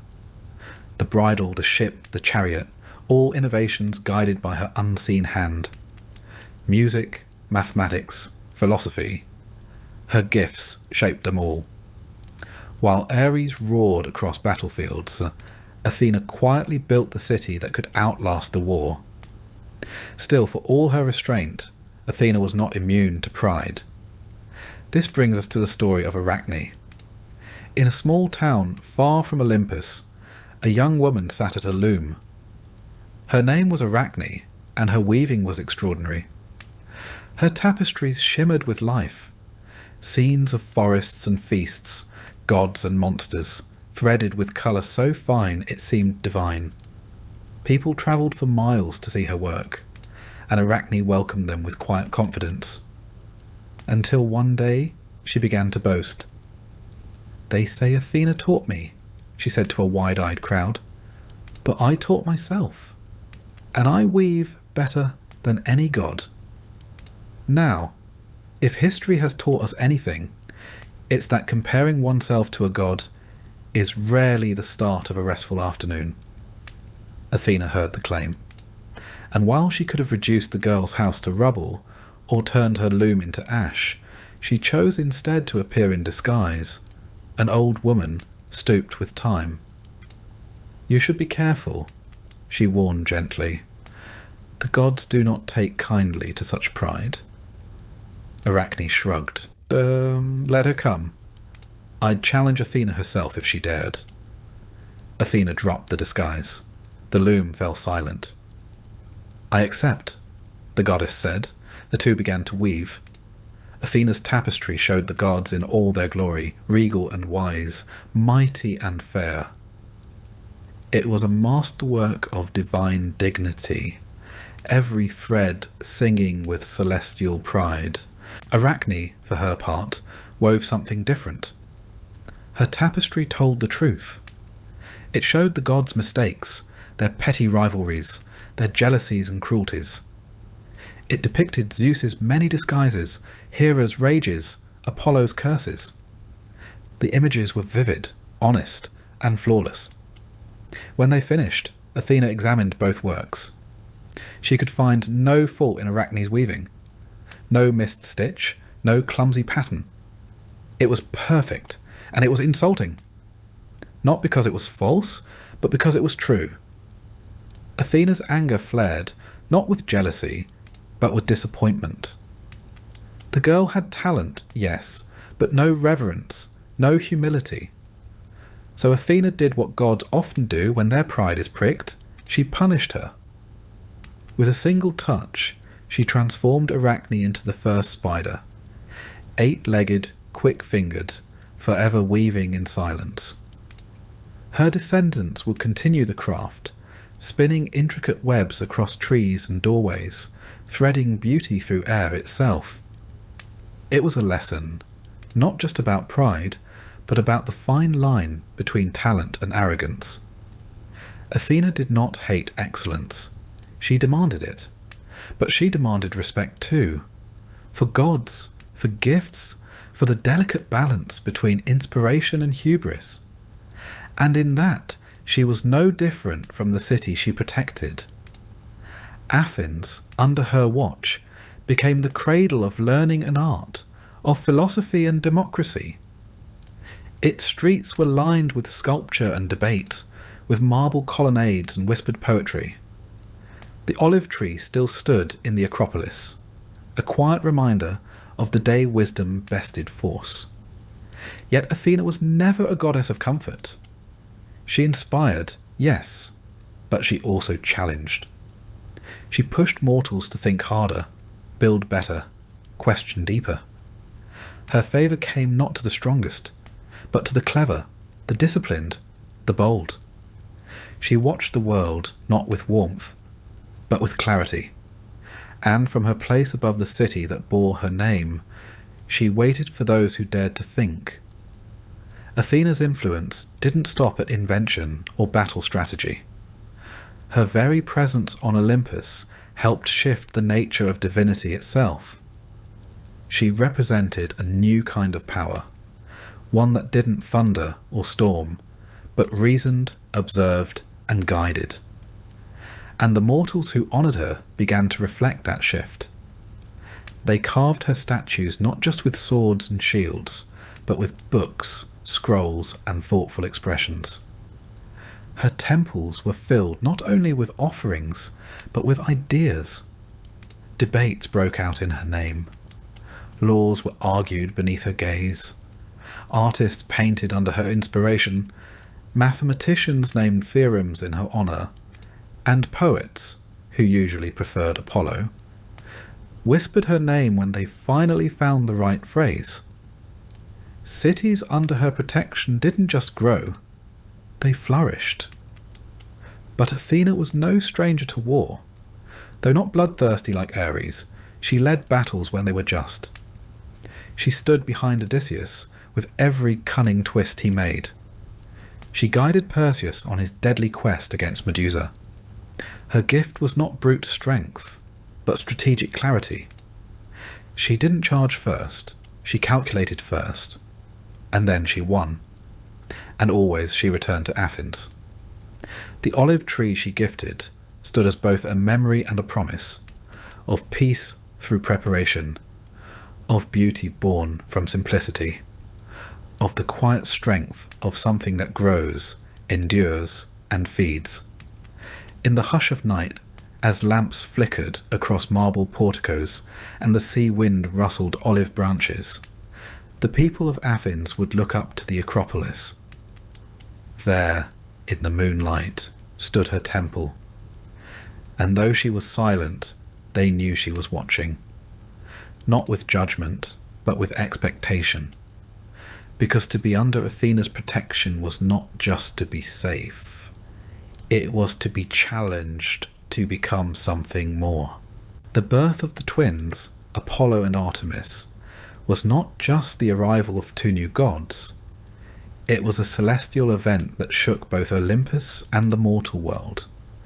Born to the Titaness Leto after a grueling 9-day labour and a lengthy game of divine keep-away orchestrated by Hera, these siblings were destined to embody both light and shadow, grace and vengeance.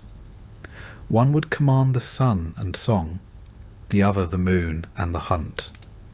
And though their domains were beautiful, their wrath would prove legendary. Apollo emerged first, radiant, golden, charismatic. Even as a newborn, his eyes were said to gleam like sunrise over calm seas. He was a god of many talents: music, healing, prophecy, poetry, and, less humbly, being correct at all times. Artemis followed, calm and composed, her silence sharper than any arrow. She was the guardian of wild things, the goddess of untamed forests, of childbirth, and of the perfect shot taken without hesitation. Their childhood was brief. As was customary for Greek gods, the twins were given a few hours to admire infancy before reaching full maturity and heading off to chase monsters, smite arrogance, and cause occasional emotional turmoil. Apollo's first great act came quickly. He remembered his mother's suffering, how the monstrous serpent Python, sent by Hera, had hounded Leto across the lands. Now that he had limbs and divine authority, Apollo sought revenge. He travelled to the base of Mount Parnassus, where Python slithered in his foul temple, oozing poison and ancient spite. Armed with a silver bow gifted by Hephaestus, Apollo loosed arrow after arrow into the beast, each one whistling through the air like a divine accusation. The creature howled and writhed, but the god did not relent. By the time Python collapsed, the valley was silent. No bird dared chirp. Where the serpent's body fell, Apollo erected a new temple, a place of prophecy and insight to cleanse the stench of fear. This became the Oracle of Delphi, the most sacred site in the ancient world. There, a priestess known as the Pythia would inhale vapours from a crack in the earth, enter a trance, and speak Apollo's truths in riddles. Mortals came from every corner of Greece, desperate for answers, and many left even more confused, but in awe nonetheless. Apollo was radiant, yes, but he was not gentle. Apollo's light could warm the soul or burn it, and his affections, once ignited, were notoriously difficult to extinguish. One day, while striding through the forest with his bow slung over one shoulder and a smug grin under a crown of laurels, Apollo encountered Eros, the god of love, more commonly known as Cupid to the Romans. Eros was small, winged, and usually overlooked, which made him dangerously easy to underestimate. Apollo, flushed with his recent victory over Python and no longer interested in humility, made a remark. "Careful where you point that little toy ball," he said with a laugh. "Leave real archery to the gods." Eros did not laugh. Instead, he reached for 2 arrows, one tipped in gold, kindling love, the other in lead, snuffing it out.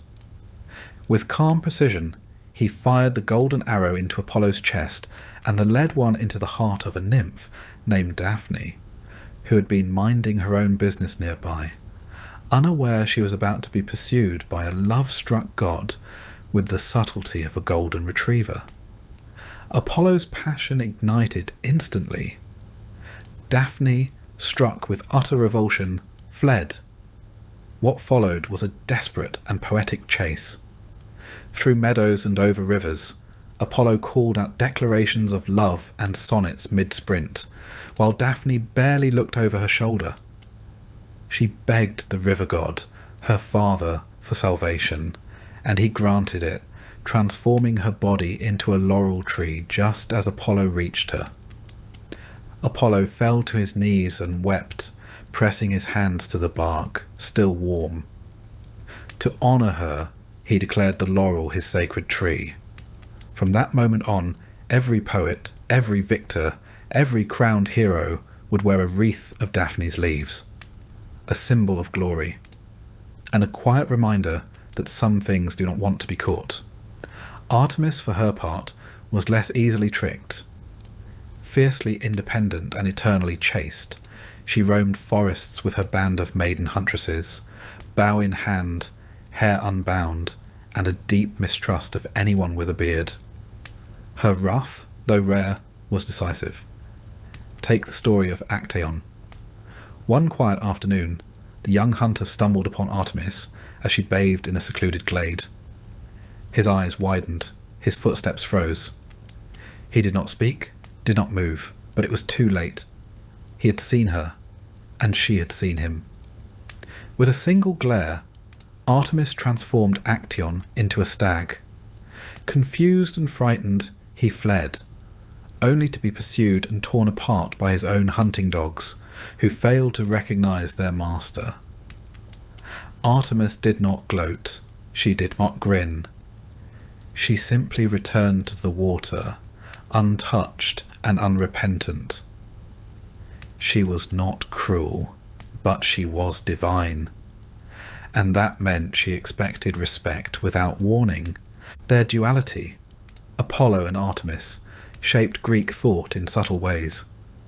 He ruled the sun, she the moon. He gave prophecy, she protected birth. He punished through heat, she through silence. Together they were not opposites, but complements. Light and coolness, music and motion, fury and form. Apollo's followers built grand temples. Artemis's devotees left offerings in forest groves. And both, though loved, were feared. Because both demanded purity, one of intent, the other of self. And both were reminders that beauty, when paired with divinity, could be devastating. Apollo's complexity only deepened over time. He could heal with one hand and curse with the other. When his sacred honour was violated, or his pride bruised, he did not always choose forgiveness. He once flayed a satyr alive for daring to challenge him to a music contest. Marsyas had played the flute with passion, but Apollo played the lyre with perfection. The Muses declared Apollo the winner. Marsyas, bound to a tree, declared it unfair. Apollo replied with silence, followed by skinning. Then there was Niobe, queen of Thebes, who boasted of her many children, some say 12, others 14, and mocked Leto for having only 2. She forgot, of course, that Leto's 2 were Artemis and Apollo, and that neither sibling took criticism lightly. Descending like a storm, Apollo slew her sons, Artemis her daughters. Only one child was spared, depending on which poet you ask. Niobe, once proud and radiant, fled to Mount Sipylus, where she turned to stone. To this day, the mountain is said to weep, tears running down her face with every rainstorm, a grief too deep for mortals, too justified for gods. And yet Apollo was not without mercy. He healed as much as he harmed.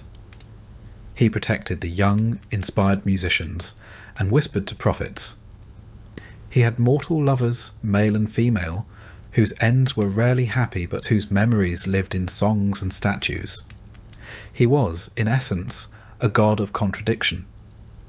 Artemis too bore contradictions. She aided women in childbirth, but demanded their silence in her forests. She blessed the hunt, but protected animals from senseless cruelty. She loathed men's advances, yet often watched over them from the trees. A stern guardian, yes, but also a quiet comfort to those who walked alone at night. Mortals feared them not because they were cruel, but because they were too vast to understand. You might earn Apollo's favour with a melody, or his wrath with a wrong note. You might cross Artemis's path and be blessed with safe travels, or end up as a cautionary myth told around campfires. And yet, for all their power, there was a strange and tender bond between the twins. In a pantheon where siblings often plotted and poisoned, Apollo and Artemis remained close.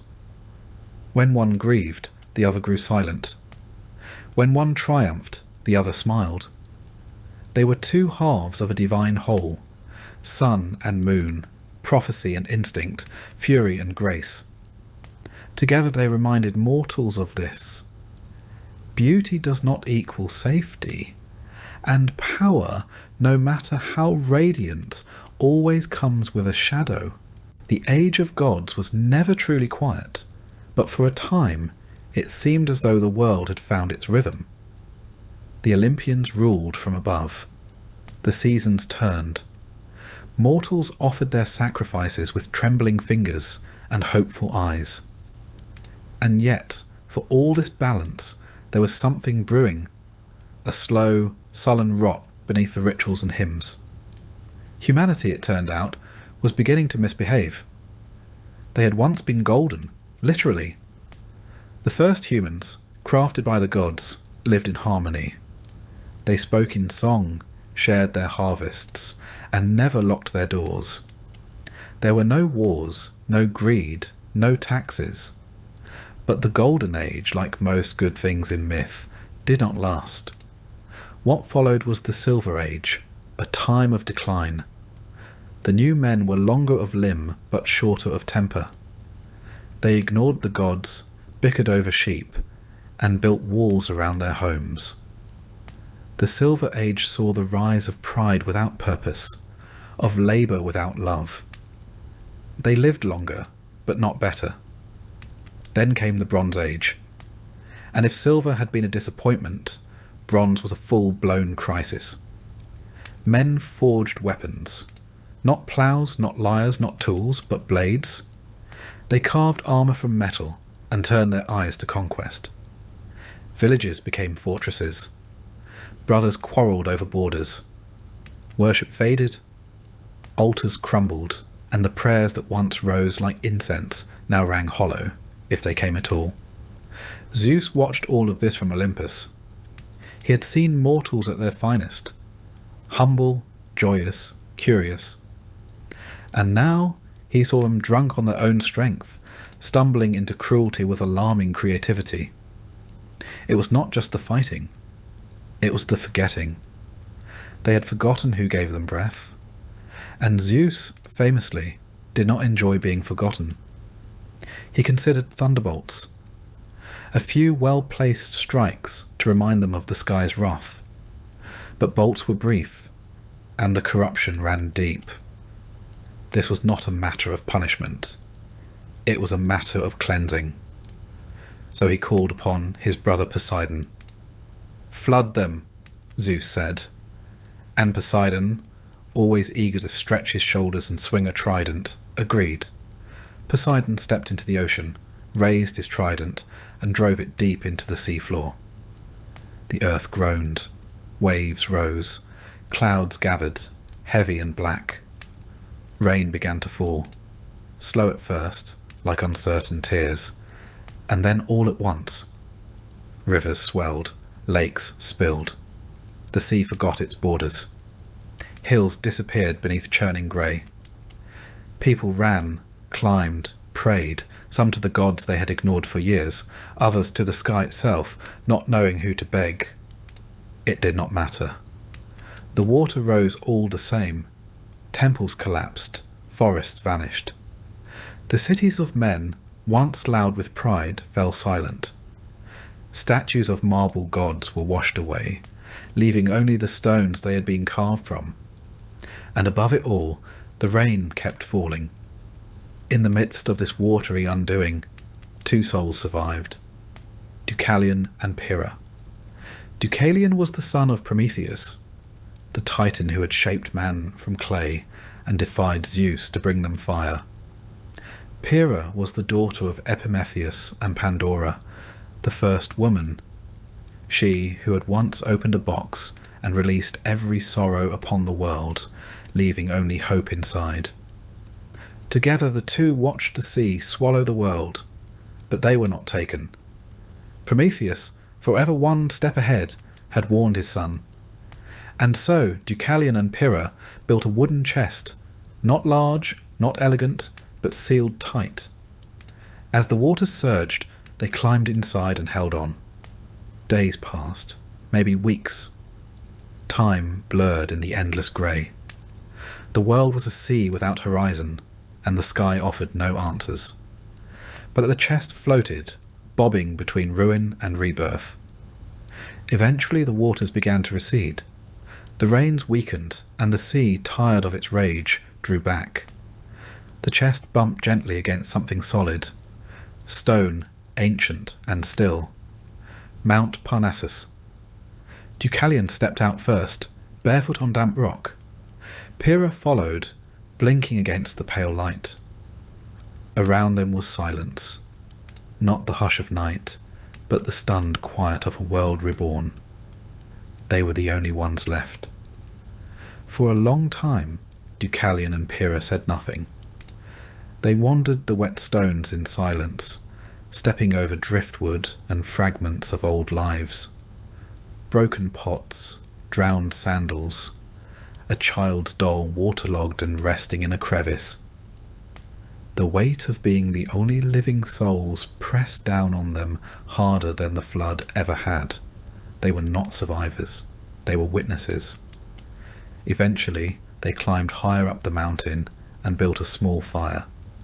Smoke rose, curling into the pale sky like a question mark with no sentence to follow. Now what? Pyrrha whispered. It was the right question. Not just for them, but for the gods as well. Deucalion and Pyrrha prayed. Not to Zeus, who had done the flooding, but to Themis, the titaness of divine law and prophecy, older than Olympus, and perhaps more compassionate. They begged her to tell them how to restore the world. The answer came not with thunder, but with stillness. A voice drifted to them in the wind. Cover your heads, walk down the mountain, and cast the bones of your mother behind you.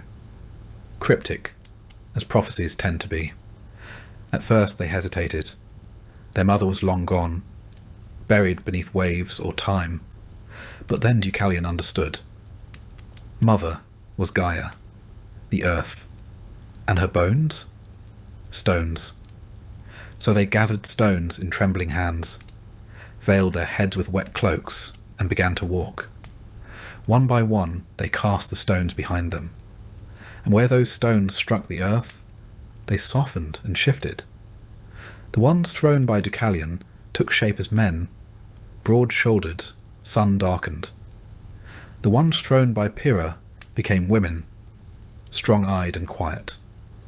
Humanity, version 2, this new race was not golden. They did not glow, but they were durable. And they remembered. They built cautiously, loved fiercely, and when they told stories around the fire, they always began with water. It was not a perfect world, but it was a second chance. Above them, the gods watched. Zeus, satisfied that the rot had been washed away, turned his gaze elsewhere. Poseidon let the sea settle, and Themis, perhaps, allowed herself the faintest smile. The flood had not just erased. It had planted something. Something hard, humble, and human. In the end, the world did not roar back to life. It crept. It breathed. A blade of grass. A bird's call. The first stubborn flower pushing through silt. And somewhere on Mount Parnassus, two figures held each other beside a dying fire, the last and first of their kind. They had not rebuilt a kingdom. They had restarted a heartbeat, but survival, as Deucalion and Pyrrha soon discovered, was only the beginning. The new world they inherited was not gentle. The soil, though rich, was unfamiliar. The winds carried the scent of salt and memory. Every step they took stirred echoes of temples lost, of voices drowned, of laughter once carried by bustling streets now gone. Even the sun seemed quieter, as though it too was grieving. Their first nights were sleepless. Every creak of wind over stone, every splash of a distant stream reminded them of the flood, of the silence it left behind. They lit fires not just for warmth, but to remind themselves that life, flickering and fragile, was still burning. They spoke in low voices, as if afraid to disturb the hush. And when they began to plant, to shape clay, to build crude walls from mud and memory, they did so with reverence, as if the earth might reject them again if they rushed. The gods did not speak often after that. They had made their point, and perhaps that was for the best. This time, the world would be shaped more by mortal hands than divine ones. Still, the people who rose from the stones carried a kind of wisdom, one passed not through scrolls or speeches, but through the sheer weight of survival. They did not forget easily. When they built altars, they placed them far from their homes. When they told stories, they lingered on the mistakes. They honoured hope, but they never trusted it blindly again. And in time, the new world began to sing again. Different songs, lower, softer, sung by firelight rather than shouted in temples.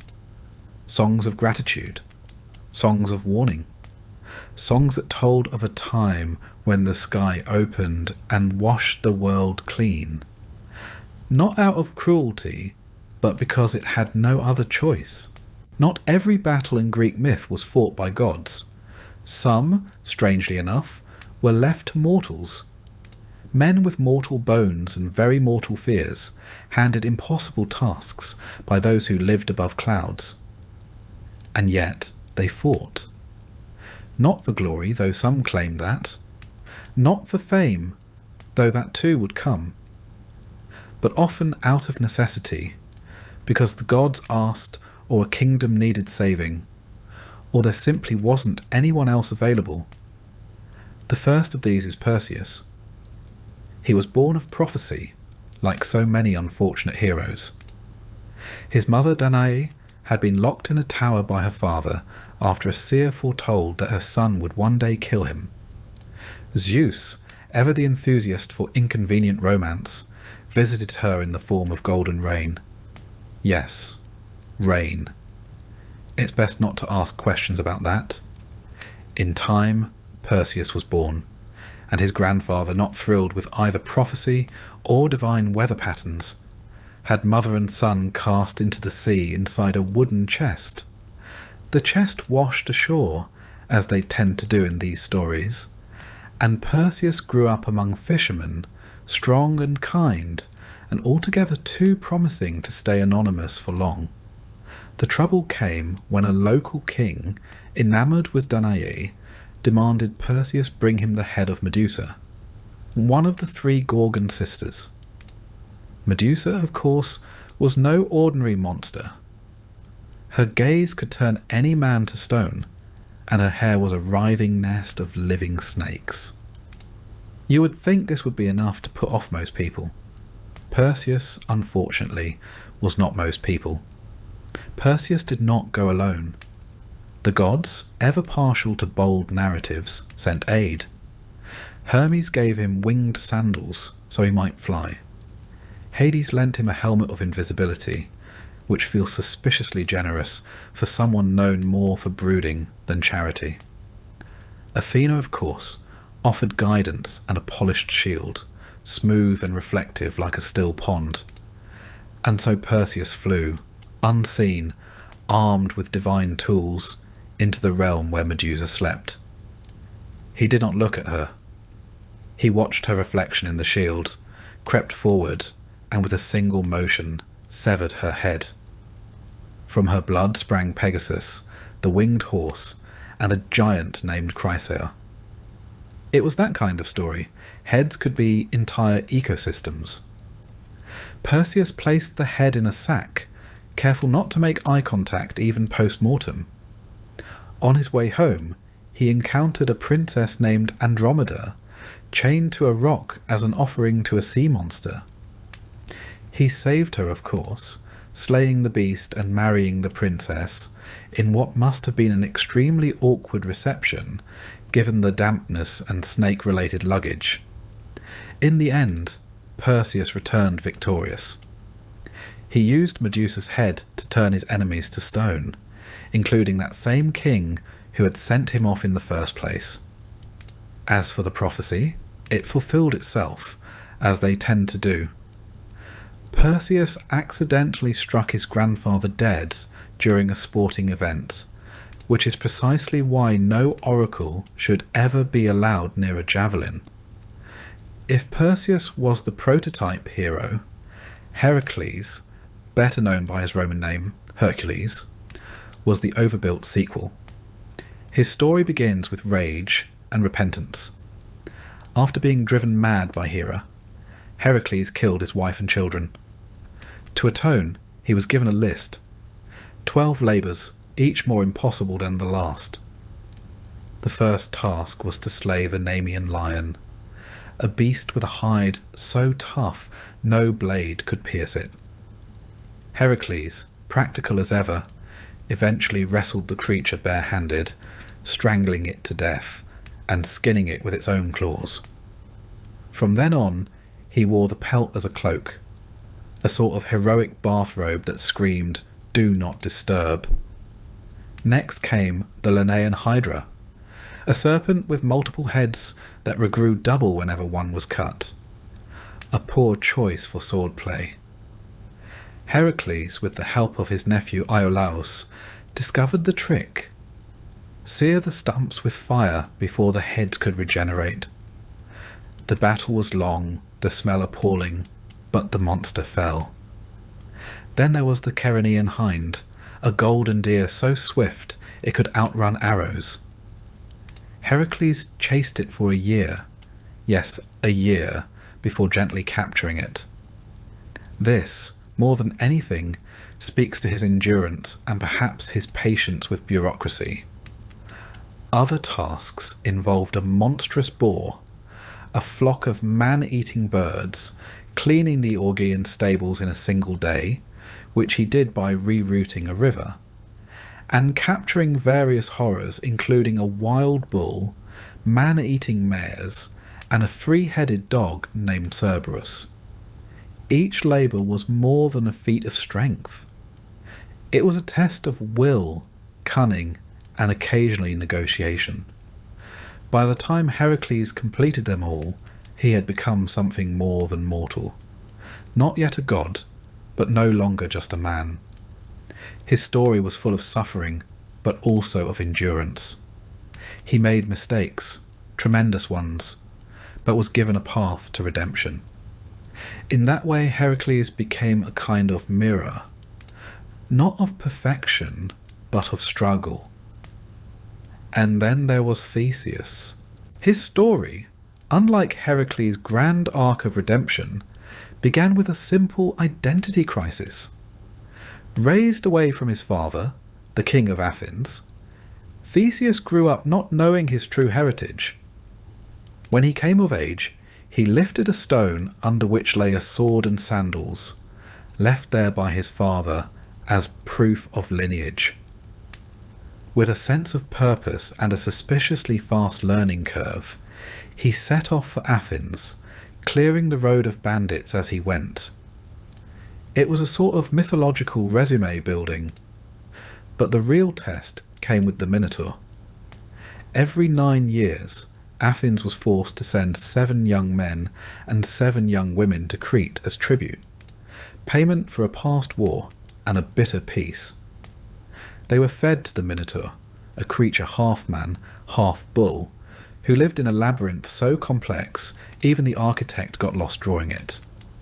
Theseus volunteered to go. When he arrived in Crete, he caught the eye of Ariadne, daughter of King Minos. She gave him 2 things, a sword and a ball of string. The string, more than the blade, was the key. Theseus tied it at the entrance and spooled it behind him as he moved deeper into the maze. When he found the Minotaur, he fought not with brute force, but with precision. And when the beast fell, Theseus followed the string back into daylight. The monster was slain. The tribute would end. But the story doesn't stop there. Theseus sailed away with Ariadne, only to abandon her on a deserted island. For reasons the myths gloss over with uncomfortable speed. He returned home triumphant, but forgot to swap his ship's black sails for white, as he had promised.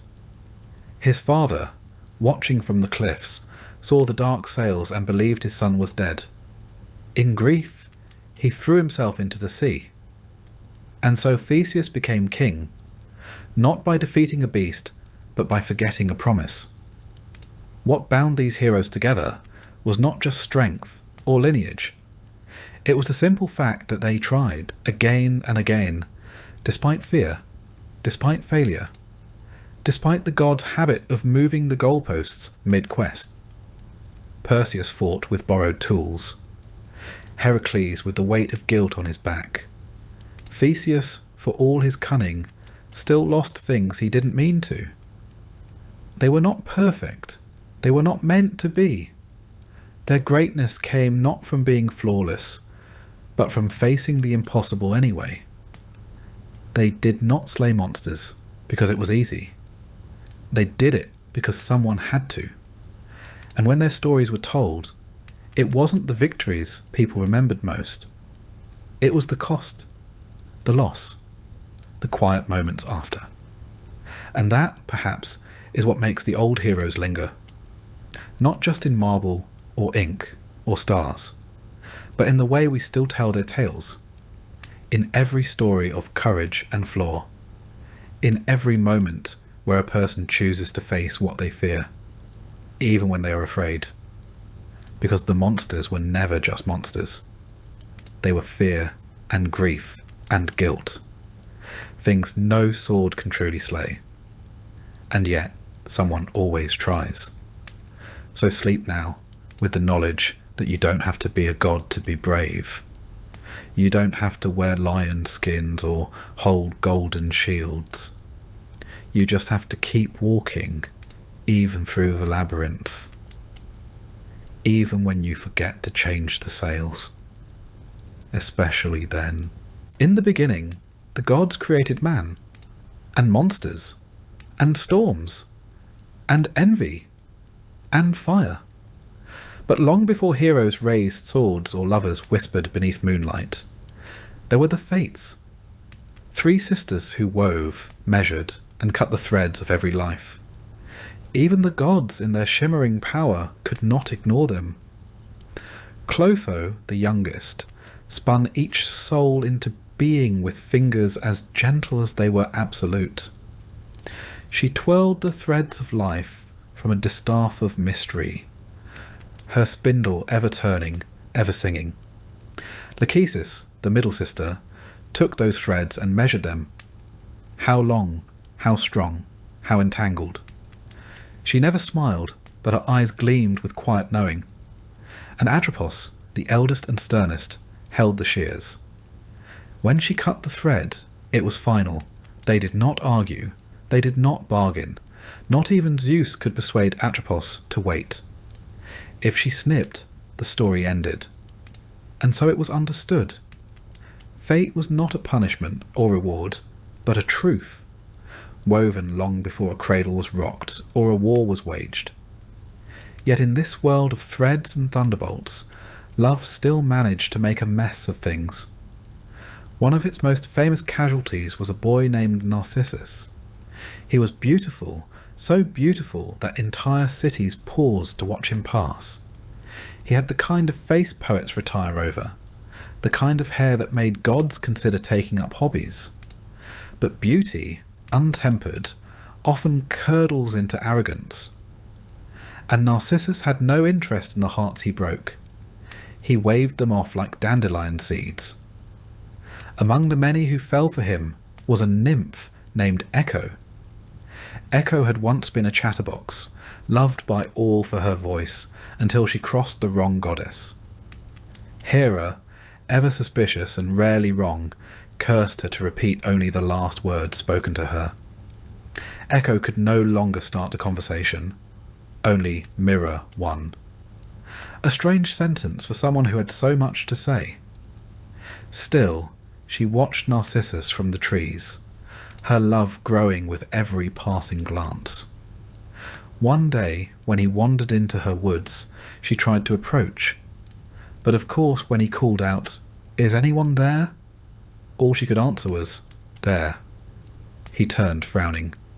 "Come to me." "To me," she echoed, stepping forward. He recoiled. "Leave me be." Me be," she whispered, as though cursing herself. And when he walked away, Echo wilted like a flower without sunlight. She faded until only her voice remained, haunting valleys and caves, repeating the words of others with no thoughts of her own. Some say she still speaks, waiting for someone to say something worth remembering. But Narcissus would not go unpunished.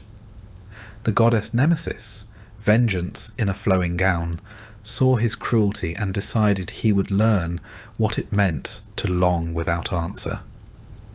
She led him to a still pool, where he leaned down to drink. There he saw a face, flawless, tragic, and entirely his. He reached for it, the reflection rippled.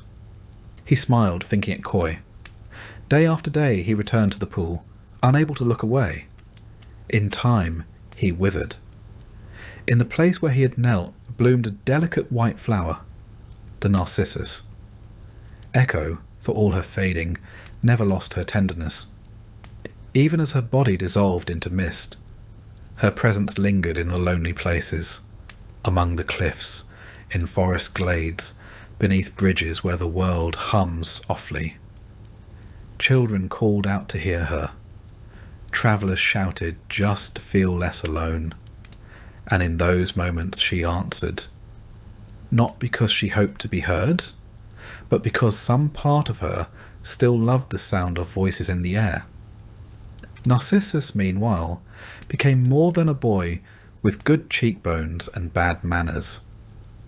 His name turned into a warning, a mirror held to anyone who loved their own reflection a little too much. He was not remembered for his beauty, but for the way it undid him, for how stillness can become a trap, for how longing, left unchecked, curls inward. Not all love stories in Greek myth ended in madness or ruin.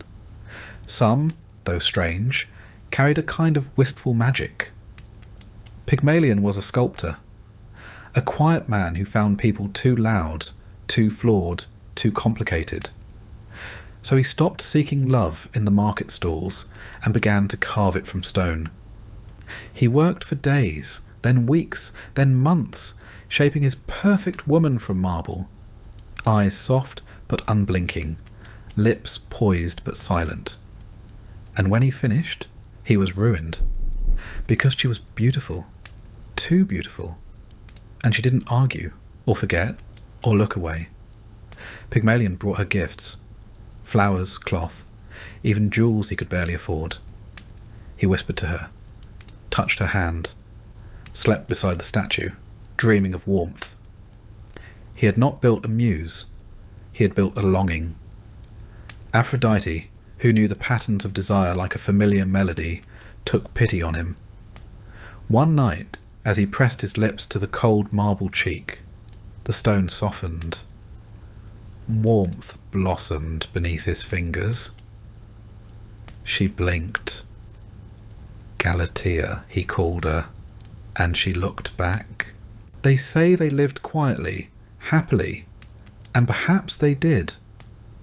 For in that small moment, stone to skin, stillness to breath, a wish became a woman, and loneliness found a name.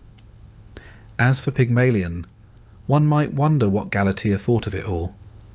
To awaken and find yourself loved before you could speak.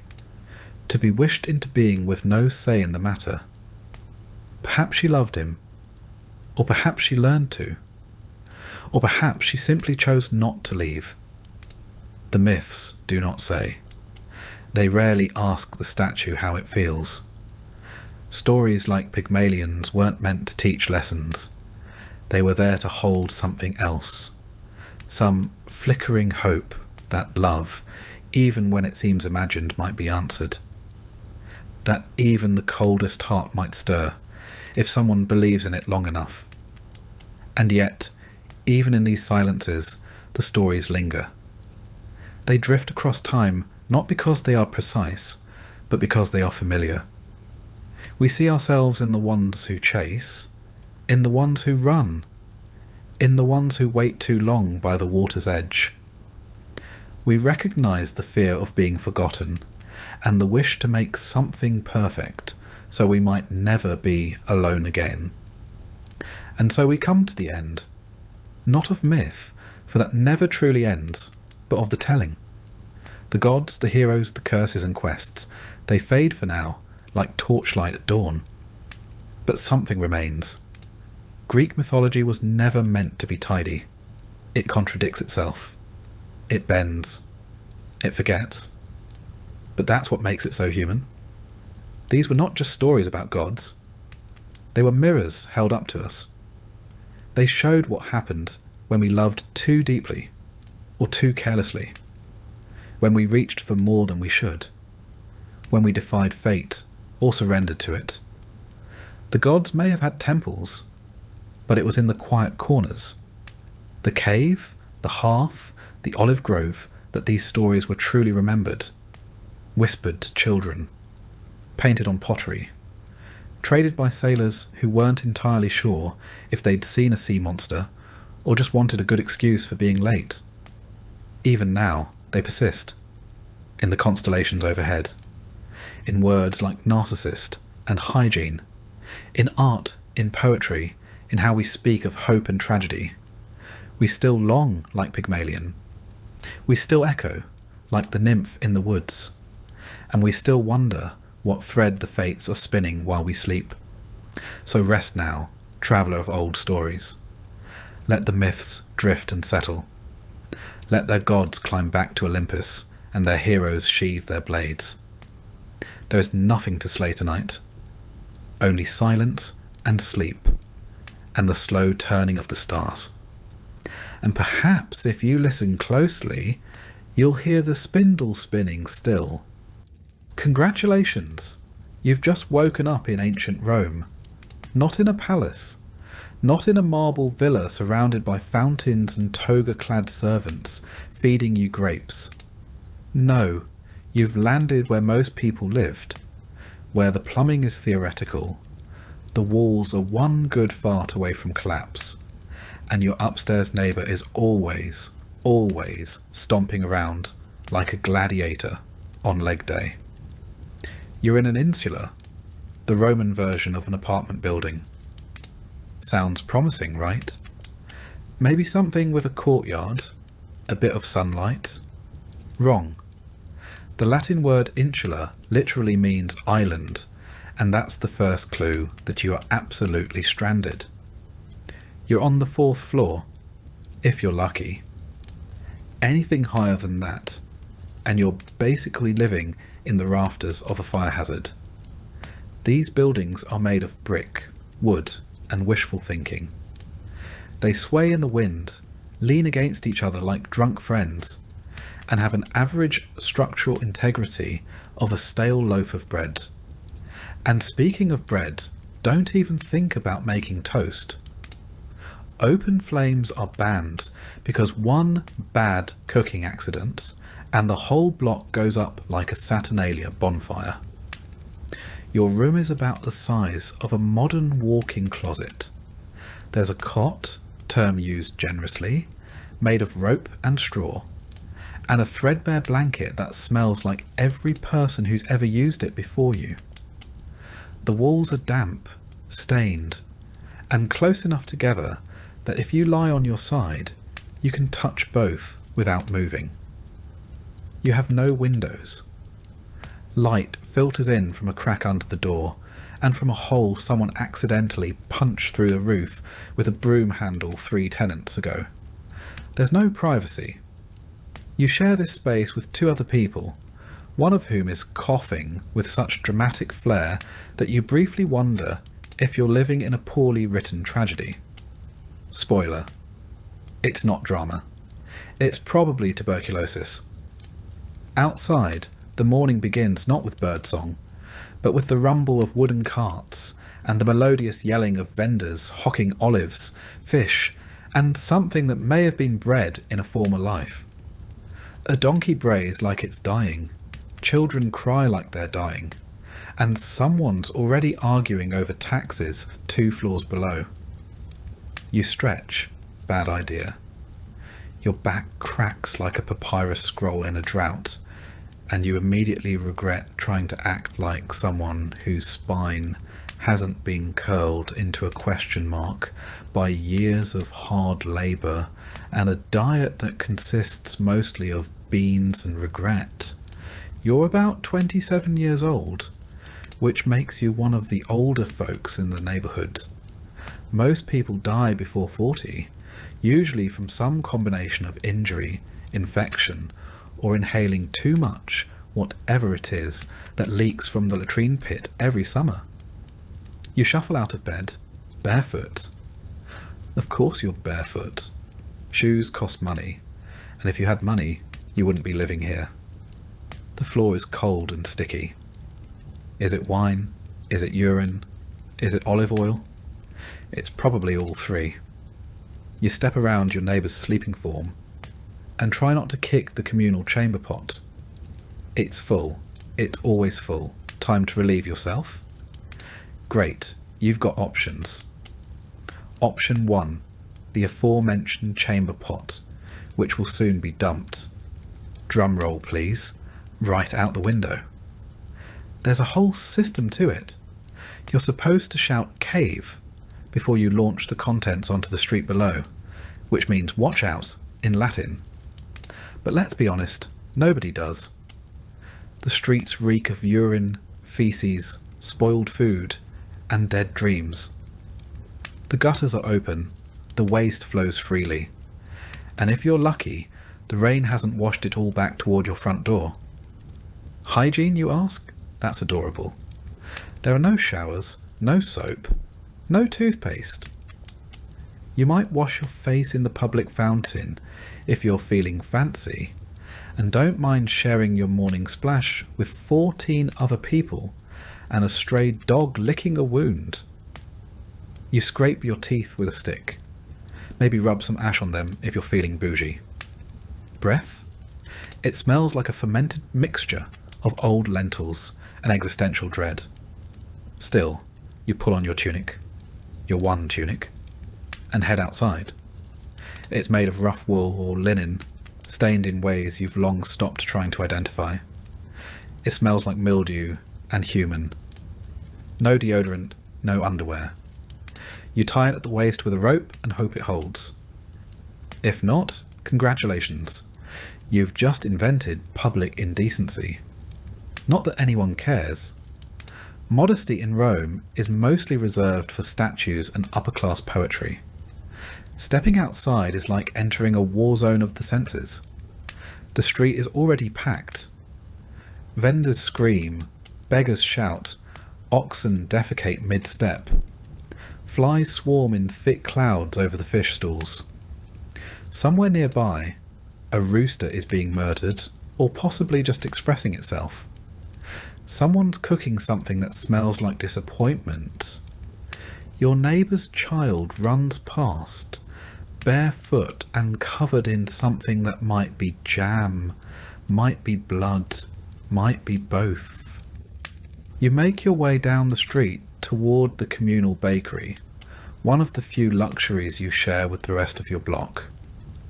You hand over your government-issued grain ration, a lump of barley flour wrapped in cloth.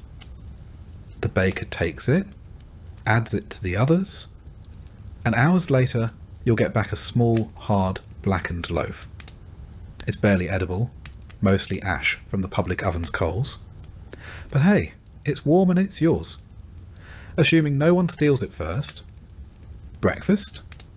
Sure, let's pretend. If you're lucky, you get a bit of pulse, a thick gruel made from boiled grains. It's what most poor Romans eat every day. Grain, water, maybe some chickpeas, maybe not. If you're having a good day, there's a drizzle of olive oil on top. If you're having a bad day, the drizzle is rat urine and you don't know it yet. Meat? Only for the rich. Milk? Spoils too fast. Cheese? Maybe. Eggs? Only if you steal them from a chicken that lives under your stairs. Most protein comes from beans, lentils and dreams. If you want fruit, it better be in season and unspoiled. Otherwise, you're just gnawing on the husk of an overripe fig and pretending it's a plum. You might stop by the latrina, a public latrine, to take care of business. If you enjoy the company of 12 other people doing the exact same thing, the bench has a series of holes, no dividers, and a shared sponge on a stick dipped in vinegar. That's the Roman version of toilet paper. You rinse it, wipe, and repeat. And you wonder why nobody makes eye contact in these places. After all this, it's barely mid-morning. You haven't even started work yet. But before you leave for your day job, which, spoiler, is physically and emotionally crushing, you pause for a moment and look around. The street is alive. Smelly, chaotic, dangerous, but alive. Kids scream and chase each other. A street performer juggles knives with questionable skill. A merchant shouts about the healing power of fermented fish sauce. And the city breathes, chokes, and burps in one never-ending symphony of humanity. Your landlord? Never seen him. Repairs? Don't hold your breath. If your building collapses, it's not considered a tragedy. It's considered a Tuesday. Fires are common. So are floods. So is sudden, unexplained death. You're a cog in a system that views you as replaceable. You're not a citizen. You're a warm body in a census scroll. Your value is measured in how quietly you suffer. And you will suffer. Because this is ancient Rome. Not the Rome of marble forums and golden laurels. Not the Rome of historians and Hollywood. This is the Rome of slums and soot, of crowded insulae and chamber pots, of grit and groaning humanity. You're not Cicero. You're not Caesar. You're not even close. You're a peasant on the 4th floor, praying the 3rd doesn't catch fire again. And it's only the beginning of your day. Congratulations. You've survived your first Roman night without being robbed, choked by smoke, or crushed by your neighbour's drunken body rolling onto your sleeping mat. Not bad. But the gods are generous today, and you've earned the privilege of waking up to the sweet, piercing sound of yelling. It's not an alarm clock. It's never an alarm clock. It's your neighbour yelling at his wife, or the vendor below your window screaming about fish, or the chamber pot hitting the cobblestones after someone above you dumped last night's wine and body fluids out the window. Morning in ancient Rome begins not with birdsong, but with complaints, sewage, and regret. Your eyes crack open to a ceiling so low you could punch it sitting up. You're lying on a straw mat, shared with your younger sibling, your cousin, possibly a stranger who paid your landlord 2 denarii to squat in the corner overnight. The air smells like feet, garlic, and mildew. You wonder briefly if you died and woke up in Hades, but no, you're still alive. Unfortunately. Your home, generously called an insula, is a Roman apartment building made of wood, dreams, and flammable lies. You're on the 3rd floor, which is slightly less deadly than the 5th. Higher up means cheaper rent and a better chance of dying when the whole building inevitably collapses. Down below, the rich enjoy sturdier homes and indoor plumbing. Up here, you enjoy rats, water leaks, and the subtle creaking that reminds you this structure is held together by hope and mould. You swing your legs over the side of your mat and immediately regret it. The floor is damp. It's always damp. Water? Wine? Blood? Who knows?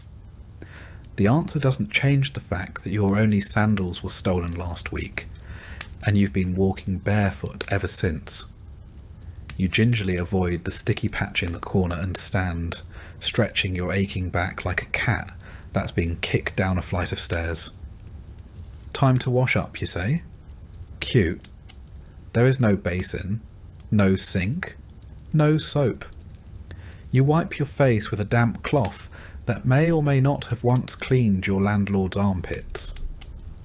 Your version of a morning skincare routine involves rubbing oil on your skin and then scraping it off with a curved blade called a strigil, which sounds elegant until you realise it's just ancient Roman exfoliation by pain. You're basically buttering yourself like toast and then peeling it off. If you're lucky enough to live near a bathhouse and have a few coins left, maybe you can get cleaner later. But right now, hygiene is a luxury. You settle for smearing your face with whatever water you find in a communal jar and call it refreshed. Now comes breakfast. Brace yourself. The Roman equivalent of a power breakfast is nothing. The morning meal is called ientaculum, which is Latin for don't get your hopes up. It usually consists of yesterday's bread, hard as marble, and lovingly stored in a mouse-infested clay pot overnight. You soften it by dipping it in watered-down wine, a drink that tastes like vinegar with trust issues. If you're feeling fancy, maybe you get some olives or a smear of garum, the famous Roman fermented fish sauce that smells like low tide and failure. It's Rome's favourite condiment, used on everything from meat to vegetables to moments of crushing despair. It's the ketchup of the ancient world, if ketchup were made from rotting mackerel. There's no coffee, no eggs, no fruit smoothie with collagen powder. Your breakfast has one job: prevent immediate death. It succeeds, barely. You chew in silence while your neighbours scream about something, probably taxes or bread rations. Or maybe it's that guy on the 2nd floor who keeps sacrificing pigeons in the hallway. You don't ask. The rule of thumb in Roman tenement life is this: the less you know, the longer you live. Once you've gnawed your way through a slice of disappointment and sipped your wine-flavoured sadness, it's time to dress for the day. Don't get excited. You have 2 garments: a tunic made from rough wool and a threadbare cloak that's more whole than fabric. The tunic itches, the cloak stinks, and both have been repaired so many times they're basically held together with prayers and the dreams of better fabric. Underwear? Hilarious. You tie a belt around your waist to keep everything vaguely attached and hope no one notices your left shoulder is always exposed because the fabric keeps sliding off. The rich wear togas. You don't. Togas are for citizens, people with status. You? You're a pleb. A non-citizen if you're an immigrant. A nobody, if we're being honest. If you wear a toga, you're either delusional or planning to be arrested for impersonating someone with dignity. As you step outside, you're hit with the full sensory assault that is a Roman street. The noise is immediate. Vendors hawking their wares. Street musicians playing instruments no one asked for. Philosophers debating loudly. And someone somewhere is always screaming about cucumbers. It's chaos. Organised, smelly chaos.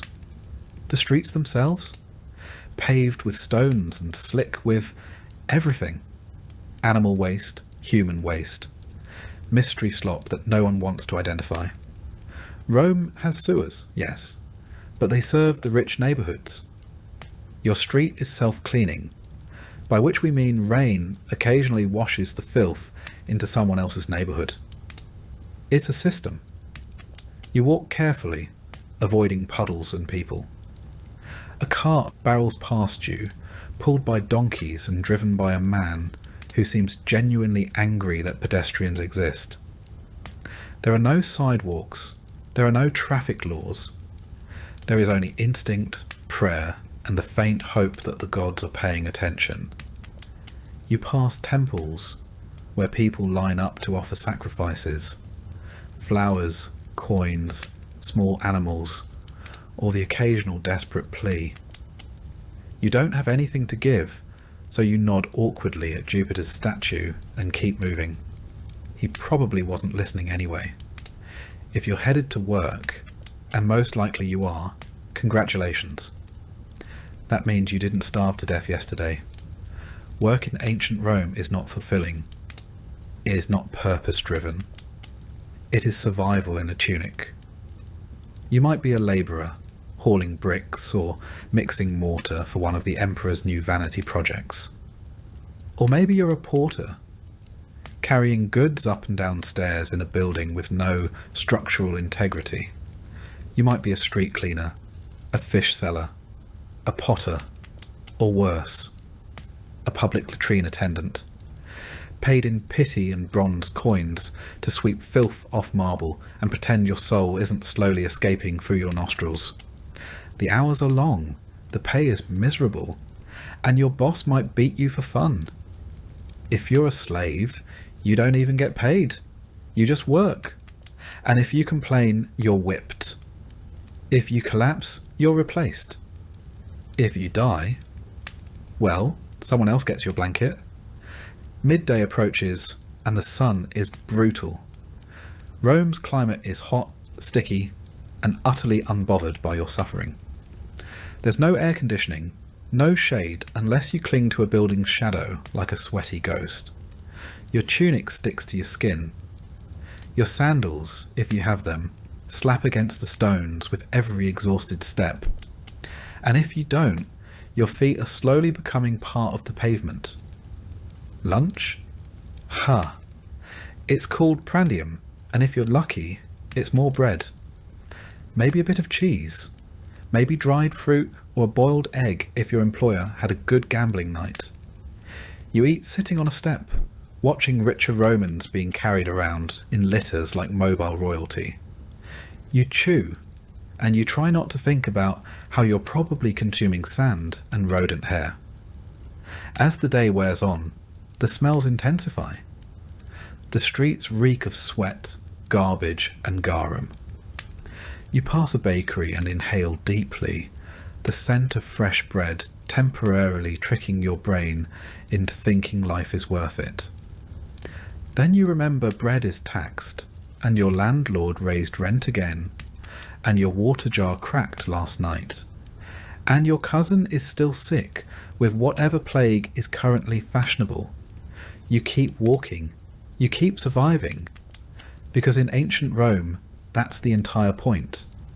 And finally, after hours of back-breaking labour, social humiliation, and a mild sunstroke, you make your way home.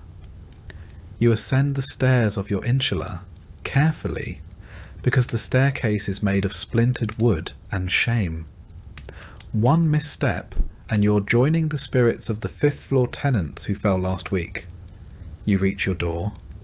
You enter. It's dark, cramped, and smells like boiling cabbage, even though you don't have any cabbage. Someone is already asleep in your corner. You don't ask who they are. You just lie down next to them and close your eyes, hoping you don't dream about the bucket. And with that, your Roman morning ends. Was it glorious? Number, was it dignified? Absolutely not. But you survived. And in ancient Rome, that counts for something. Tomorrow you get to do it all again. You've survived your first Roman night in the insula. Barely.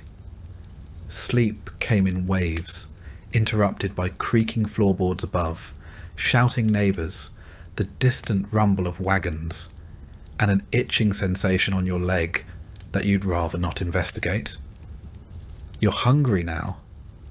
Not the kind of hunger that inspires a brunch outing or a carefully measured protein shake.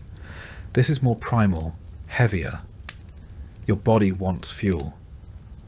But this is ancient Rome, and you're poor. So, what you're about to experience isn't breakfast. It's survival. The Romans didn't believe in breakfast as a significant meal, not in the way we do. They had a word for it. Ientaculum. A small, early meal typically consumed by those who had to work long days. For the rich, it might consist of bread dipped in wine, cheese, olives, or even a bit of fruit. But you're not rich. You're a plebeian, one of thousands crammed into the belly of the city, eking out a life in the shadow of Rome's grandeur. For someone of your station, ientaculum is more of a formality than a feast. Maybe a crust of coarse bread, dry and unevenly baked. This bread is likely a leftover from the day before, or the day before that. Made from barley or spelt, grain types considered suitable for the lower classes. It's dense, dark, and has the mouthfeel of something chipped from a wall. There's no butter, no jam, and certainly no eggs or honey. Those are the luxuries of someone with coin and status. What you might have, if luck has smiled upon you, is a bit of pulse. Pulse is the quintessential Roman peasant food. A porridge made from farro, emmer, or barley. It's cooked with water and occasionally seasoned with a drizzle of oil or the faintest hint of herbs, assuming you have any. It's not pleasant exactly. It doesn't nourish so much as it fills. A heavy, steaming paste that sits in the stomach like an anchor. On worse days, it might be prepared with river water or stored rainwater, slightly green and earthy. You eat it quickly. Slowly just gives your brain time to realise it tastes like boiled dampness. And yet, this is your fuel. Pulse, maybe a bit of bread, and water.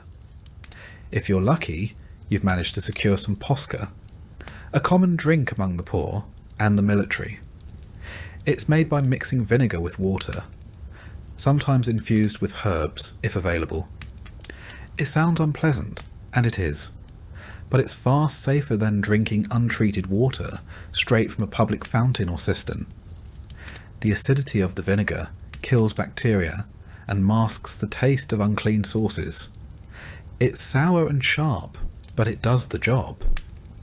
The public fountains of Rome flow constantly, fed by those legendary aqueducts. But that doesn't mean the water's clean where you live. Rome's water system was advanced, yes, but only until it reached the labyrinthine lower districts. There, the water quality depended heavily on the maintenance of lead pipes and the cleanliness of the castella. the distribution tanks feeding your block. And maintenance wasn't always a priority in neighbourhoods like yours. If someone upstream threw garbage, urine, or animal remains into the drainage channel, or worse, into the water itself, you'd never know until it was too late. Hunger is a quiet constant for you. Even when you eat, it never really fades. Food is expensive, and most of your earnings go toward rent, taxes, or staying on the good side of your local Patronus. So you ration what little you have. You learn to choose slowly, savouring every bite like it's a luxury. There's no variety. You eat what's available, and more often than not, that means you eat the same thing every day. Meat? Almost never. The occasional salted fish, usually garum-cured scraps, or sardines so pungent they could double as weapons. Meat is reserved for the upper classes, for religious festivals, or as part of a soldier's rations. If you do get your hands on some, it's offal. Organ meat, bones, things the rich don't want. You don't waste a single scrap. As for fruits and vegetables, they appear sporadically. You might find some wilted leeks, onions, or turnips in the marketplace at a discount near closing time. Apples and figs are seasonal, and while Rome's Mediterranean climate makes such things abundant in theory, your wallet tells a different story. You buy what others don't. Split fruit, half-rotten dates, bundles of wilted greens, all wrapped in yesterday's gossip and grime. It's edible technically. You hope?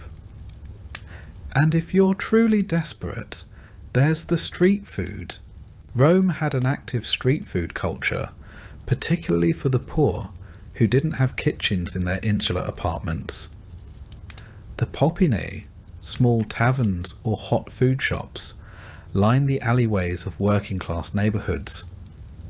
For a few asses, the copper coins of the realm, you might get a bowl of stewed lentils, seasoned with whatever bones or drippings the cook could find. Perhaps a small skewer of meat, heavily salted and suspiciously chewy. Or a honey cake made from stale grain, barely sweet, and baked hard enough to require soaking before eating. These places are busy, smoky, and loud. They smell like hot oil, burned flour, and sweat. The clientele includes labourers, criminals, out-of-work veterans, and the occasional freed slave. They're not always safe. Fights break out, money disappears. But they're your only shot at something warm, and you keep coming back. It's important to understand that most Romans didn't cook their own food. The lower classes lacked private kitchens. Fire laws made it dangerous to cook in cramped wooden apartments, so communal ovens and public eateries filled the gap. But that also meant you were always dependent on merchants, on bakers, on the shifting prices of olive oil and grain. Speaking of grain, it's the backbone of the Roman diet. The government knows this. That's why they introduced the annona, the grain dole, a state-sponsored distribution of grain to eligible Roman citizens. If you qualify, you receive a monthly allowance, enough to make bread or poles for a few weeks. It's not generous, but it's better than nothing. For many, it's the line between hunger and starvation, but access isn't guaranteed. You need to be registered, male, and Roman. If you're a woman, a foreigner, or a slave, the annona isn't for you. You find other ways. Food for you is rarely fresh. Bread goes stale quickly. Pools clings to the bottom of pots long after it should have been scrubbed out. What you consumed today was cooked yesterday, or last week. Spoilage is common. Flies are constant. But waste is unthinkable. You eat around the mould. You scrape off the bad parts. You chew slowly, savouring what little flavour remains. And yet, despite all of this, the city never starves, not completely. Rome's granaries are full, its imports steady. Ships from Egypt, Sicily, and North Africa sail in daily, their bellies full of grain, oil and wine. The empire feeds its capital like a mother feeds a hungry child. You just don't always get your share. If you're a slave or a freedman in service, your meals depend on your master's whim. You might get stew, bread, or leftovers from the main table. Or you might go hungry until someone remembers you exist. If you're a day labourer, your meal breaks are dictated by your work. Dig ditches, haul stones, build baths, and maybe, at mid-morning, you get 10 minutes to gnaw a piece of dried fig or drink from a shared cup. And let's not forget feast days. Not because you're invited to the banquet, but because it's the one time the rich throw scraps to the streets. Religious festivals sometimes include public offerings, distributions of food or coin, perhaps a roasted pig, or a platter of bread and fish for the masses. It's not kindness, it's politics. But you take what you can get. By mid-morning, your hunger has faded into something else. A dull pressure. A reminder. You've eaten just enough to continue. You tie the cloth belt around your tunic a little tighter and get moving. You've got work ahead of you. Rome doesn't wait. And tomorrow, you'll eat again. Or you won't. But either way, you'll wake up in the same insula, with the same cracked bowl, and the same stale loaf waiting on a wooden shelf. Because in ancient Rome, food is never far away, but neither is hunger. The sun has fully risen now, and the Roman day is underway. For you, a plebeian, or perhaps a slave, that doesn't mean a slow stretch and a relaxing breakfast. It means the work begins, and it begins early. Rome is not a place of idleness for the lower classes. The empire may be vast, but the streets of the city feel like a funnel, where the sweat of thousands filters upward to benefit the few. Let's start with the plebeians. Not the poorest of the poor, but far from comfort. Most plebeians in the city work trades, manual labourers, builders, bakers, water carriers, cobblers, street sellers. If you're skilled, maybe you're a stone cutter, or you've secured a spot in one of the Roman guilds, the collegia. But for most, you're expendable muscle. Hired for the day, paid by the hour, if you're lucky. You don't have a fixed schedule. You have a need. A relentless, gnawing one. You work because not working means not eating. You wake before dawn, grab what counts for breakfast, maybe a crust of bread or a spoonful of barley mush, and head out to find work. The Forum is one place you might go, not to debate philosophy, but to stand around and hope someone needs a labourer. You're competing with hundreds of others. Some are stronger, some have tools. You don't. You're hired maybe to carry bricks across a construction site. Rome is always being built. Roads, aqueducts, arches, homes for the rich. It is said Augustus found Rome a city of brick and left it a city of marble. You'll be the one dragging that marble, sweating and silent. The work is brutal. There are no labour laws, no unions, no breaks, no helmets, no complaints.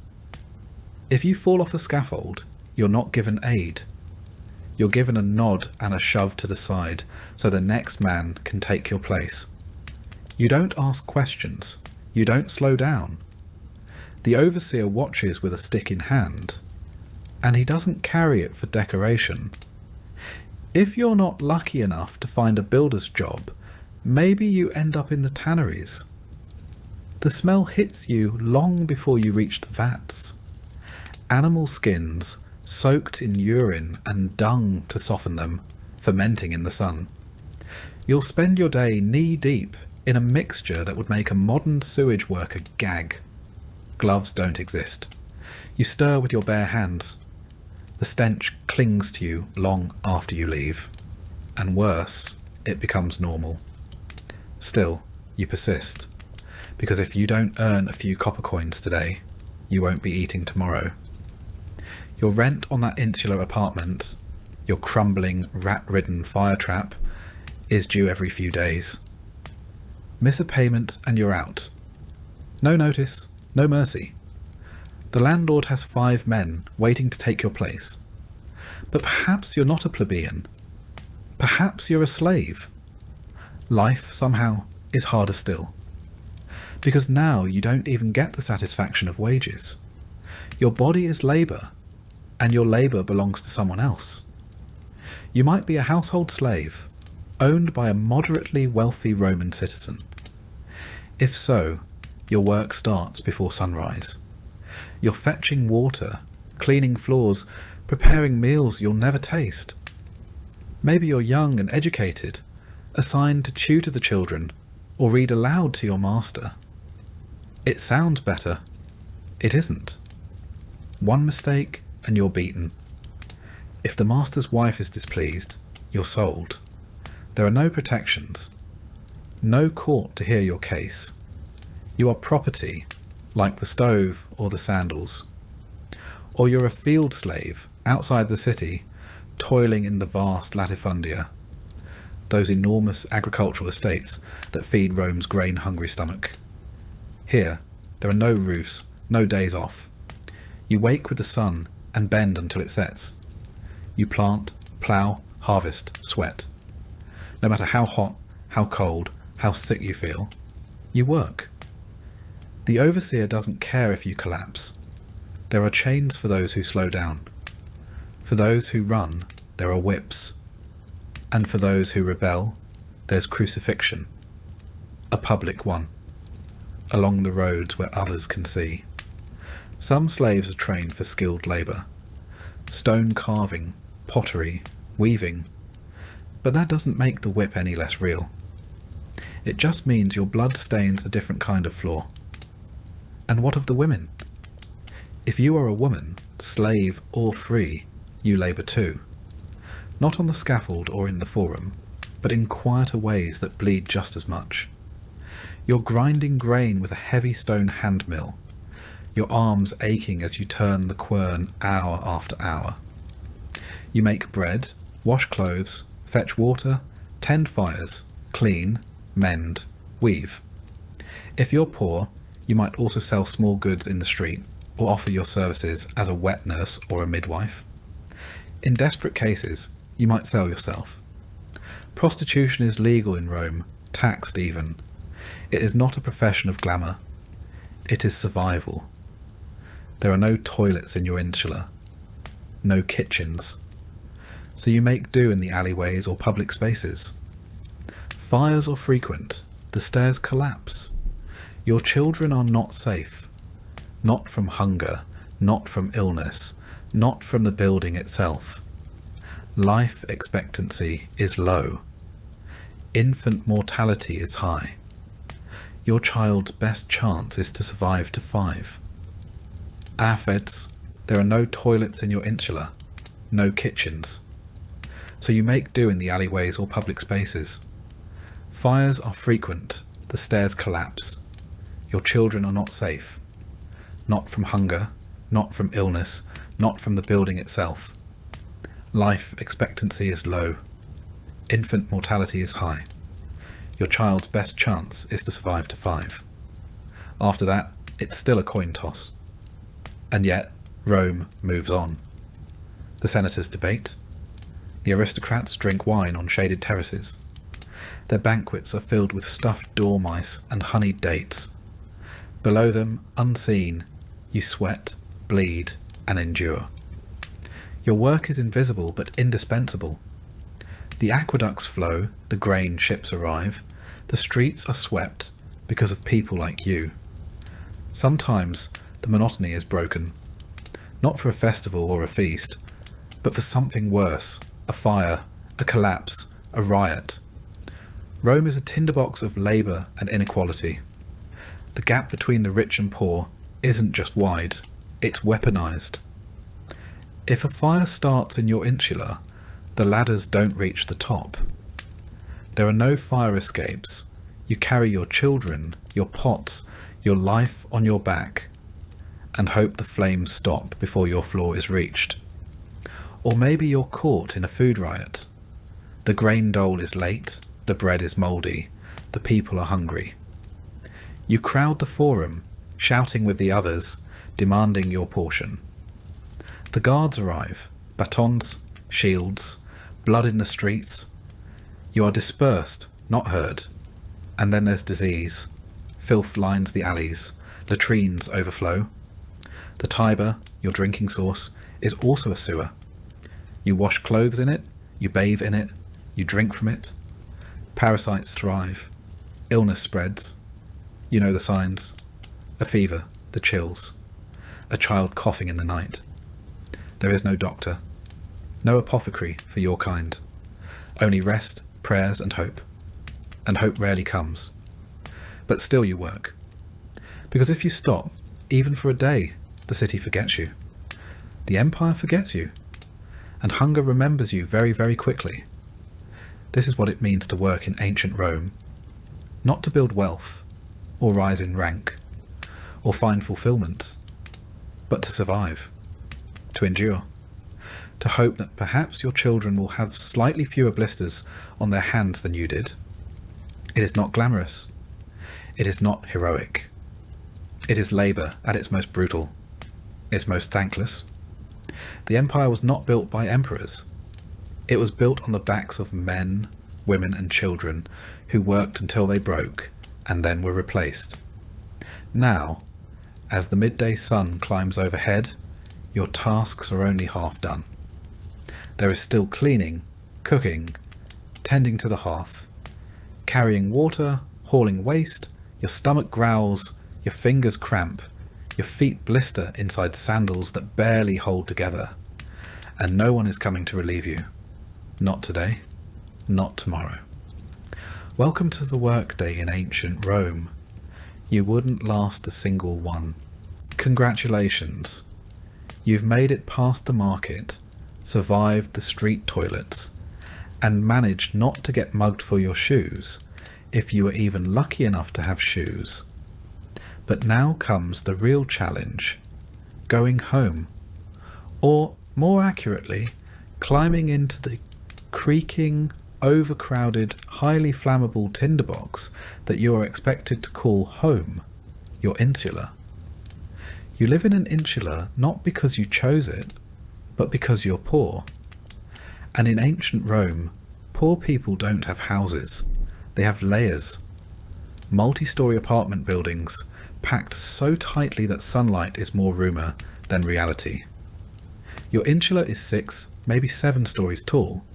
Illegal technically, but so is half the city. And bribes are as Roman as togas. It's built of wood, clay, and wishful thinking, leaning slightly to one side as if preparing to collapse out of sheer exhaustion. You climb the stairs. Slowly, carefully. Because elevators haven't been invented yet, and the building sways when someone sneezes on the second floor. The higher you go, the worse it gets. Wealthier residents stay on the lower floors. Better ventilation, easier access, and a lower probability of dying in a fall. You, on the other hand, are up near the roof, where the air is thin, the ceilings are low, and the rats have built a local economy. There are no private rooms, no insulation, and definitely no plumbing. Just a single room shared with your family, your livestock, and any opportunistic creatures that wander in through the cracks. The walls are made of mud brick, and your door doesn't quite close. But hey, you have a curtain. Luxury. And what about fire safety, you ask? Good question. Fire is your most constant, faithful threat. because every home needs fire to cook, to light, to warm. But there's no chimney, no ventilation, and no fire code. Open flames flicker from oil lamps and cooking hearths, inches away from the wooden beams that hold the whole place together. One spark, one gust of wind, and the entire block could be reduced to ash within the hour. Firefighters exist technically, but they are mostly slaves owned by the Vigiles, the Roman fire brigade, and they're more interested in watching your insula burn so they can demand a bribe to intervene. In 24 BCE, Augustus formed the Vigiles to stop Rome from burning down every third Tuesday. But let's be honest, they're underpaid, overworked, and famously corrupt. If you can't pay, they'll let it burn and confiscate whatever's left. They call it enforcement. You call it a robbery with extra steps. So you live in constant fear of smoke. Every night you sniff the air before you sleep, wondering if that's dinner next door or the beginning of the end. Your belongings, what few you have, are always packed for a quick escape. A blanket, a bowl, maybe a small idol of Lares or Penates, the household gods, who at this point you're hoping accept bribes too.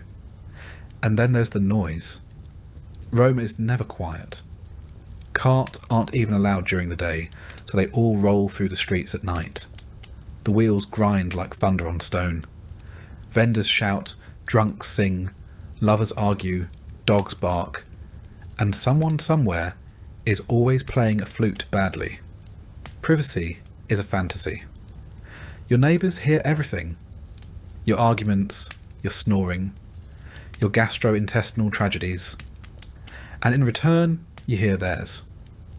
But maybe it's better than being alone, because loneliness isn't common here. Your insula is crowded beyond reason. Dozens of families crammed into units smaller than a modern bathroom. Children crying, adults arguing, and old folks muttering prayers in dark corners.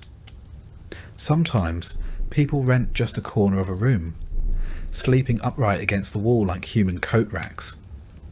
When it rains, your roof leaks. When it doesn't, it still leaks.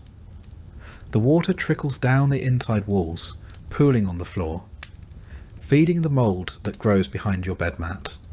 The floorboards creak. The walls shift in the wind.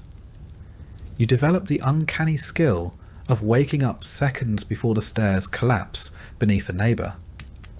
It's not a matter of if the building will fall. It's a matter of when. And if that wasn't enough, pests.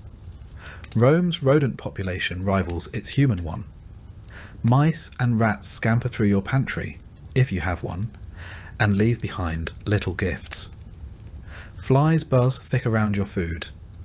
Mosquitoes breed in the drainage ruts. And then there are the bed bugs. You scratch yourself raw in your sleep and dream of itching. But despite all this, you survive. You learn to maneuver the collapsing staircases like a seasoned acrobat. You hang wet laundry on lines that sway over the alley, hoping it dries before thieves pluck it. You carry water up and waste down, always careful not to slip in someone else's garbage, or your own. Still, the insula is not your sanctuary. It is a holding pen, a temporary space between disasters. Fires, floods, famine, and violence have all passed through this building like regular guests. And yet, it stands. Just barely. There are moments, strange and fleeting, where you feel pride. A neighbour offers you stale bread. A child tugs your sleeve to show you a dead bird. The woman across the hall sings while stirring her pot of lentils. You smile, even if just for a second, because you all live in the same cage, facing the same storms. Rome is massive, over 1 million people, and the rich live in marble palaces with mosaic floors and private baths. but you know their lives only by rumour. For you, the insula is everything. Your bed, your shelter, your prison. And if the building collapses tomorrow, and it might, no one will mourn it. The rubble will be cleared and a new insula will rise in its place. Faster, cheaper, even more dangerous. The cycle continues, and you, if you're lucky, will rent a corner in that new box and begin again. Because in ancient Rome,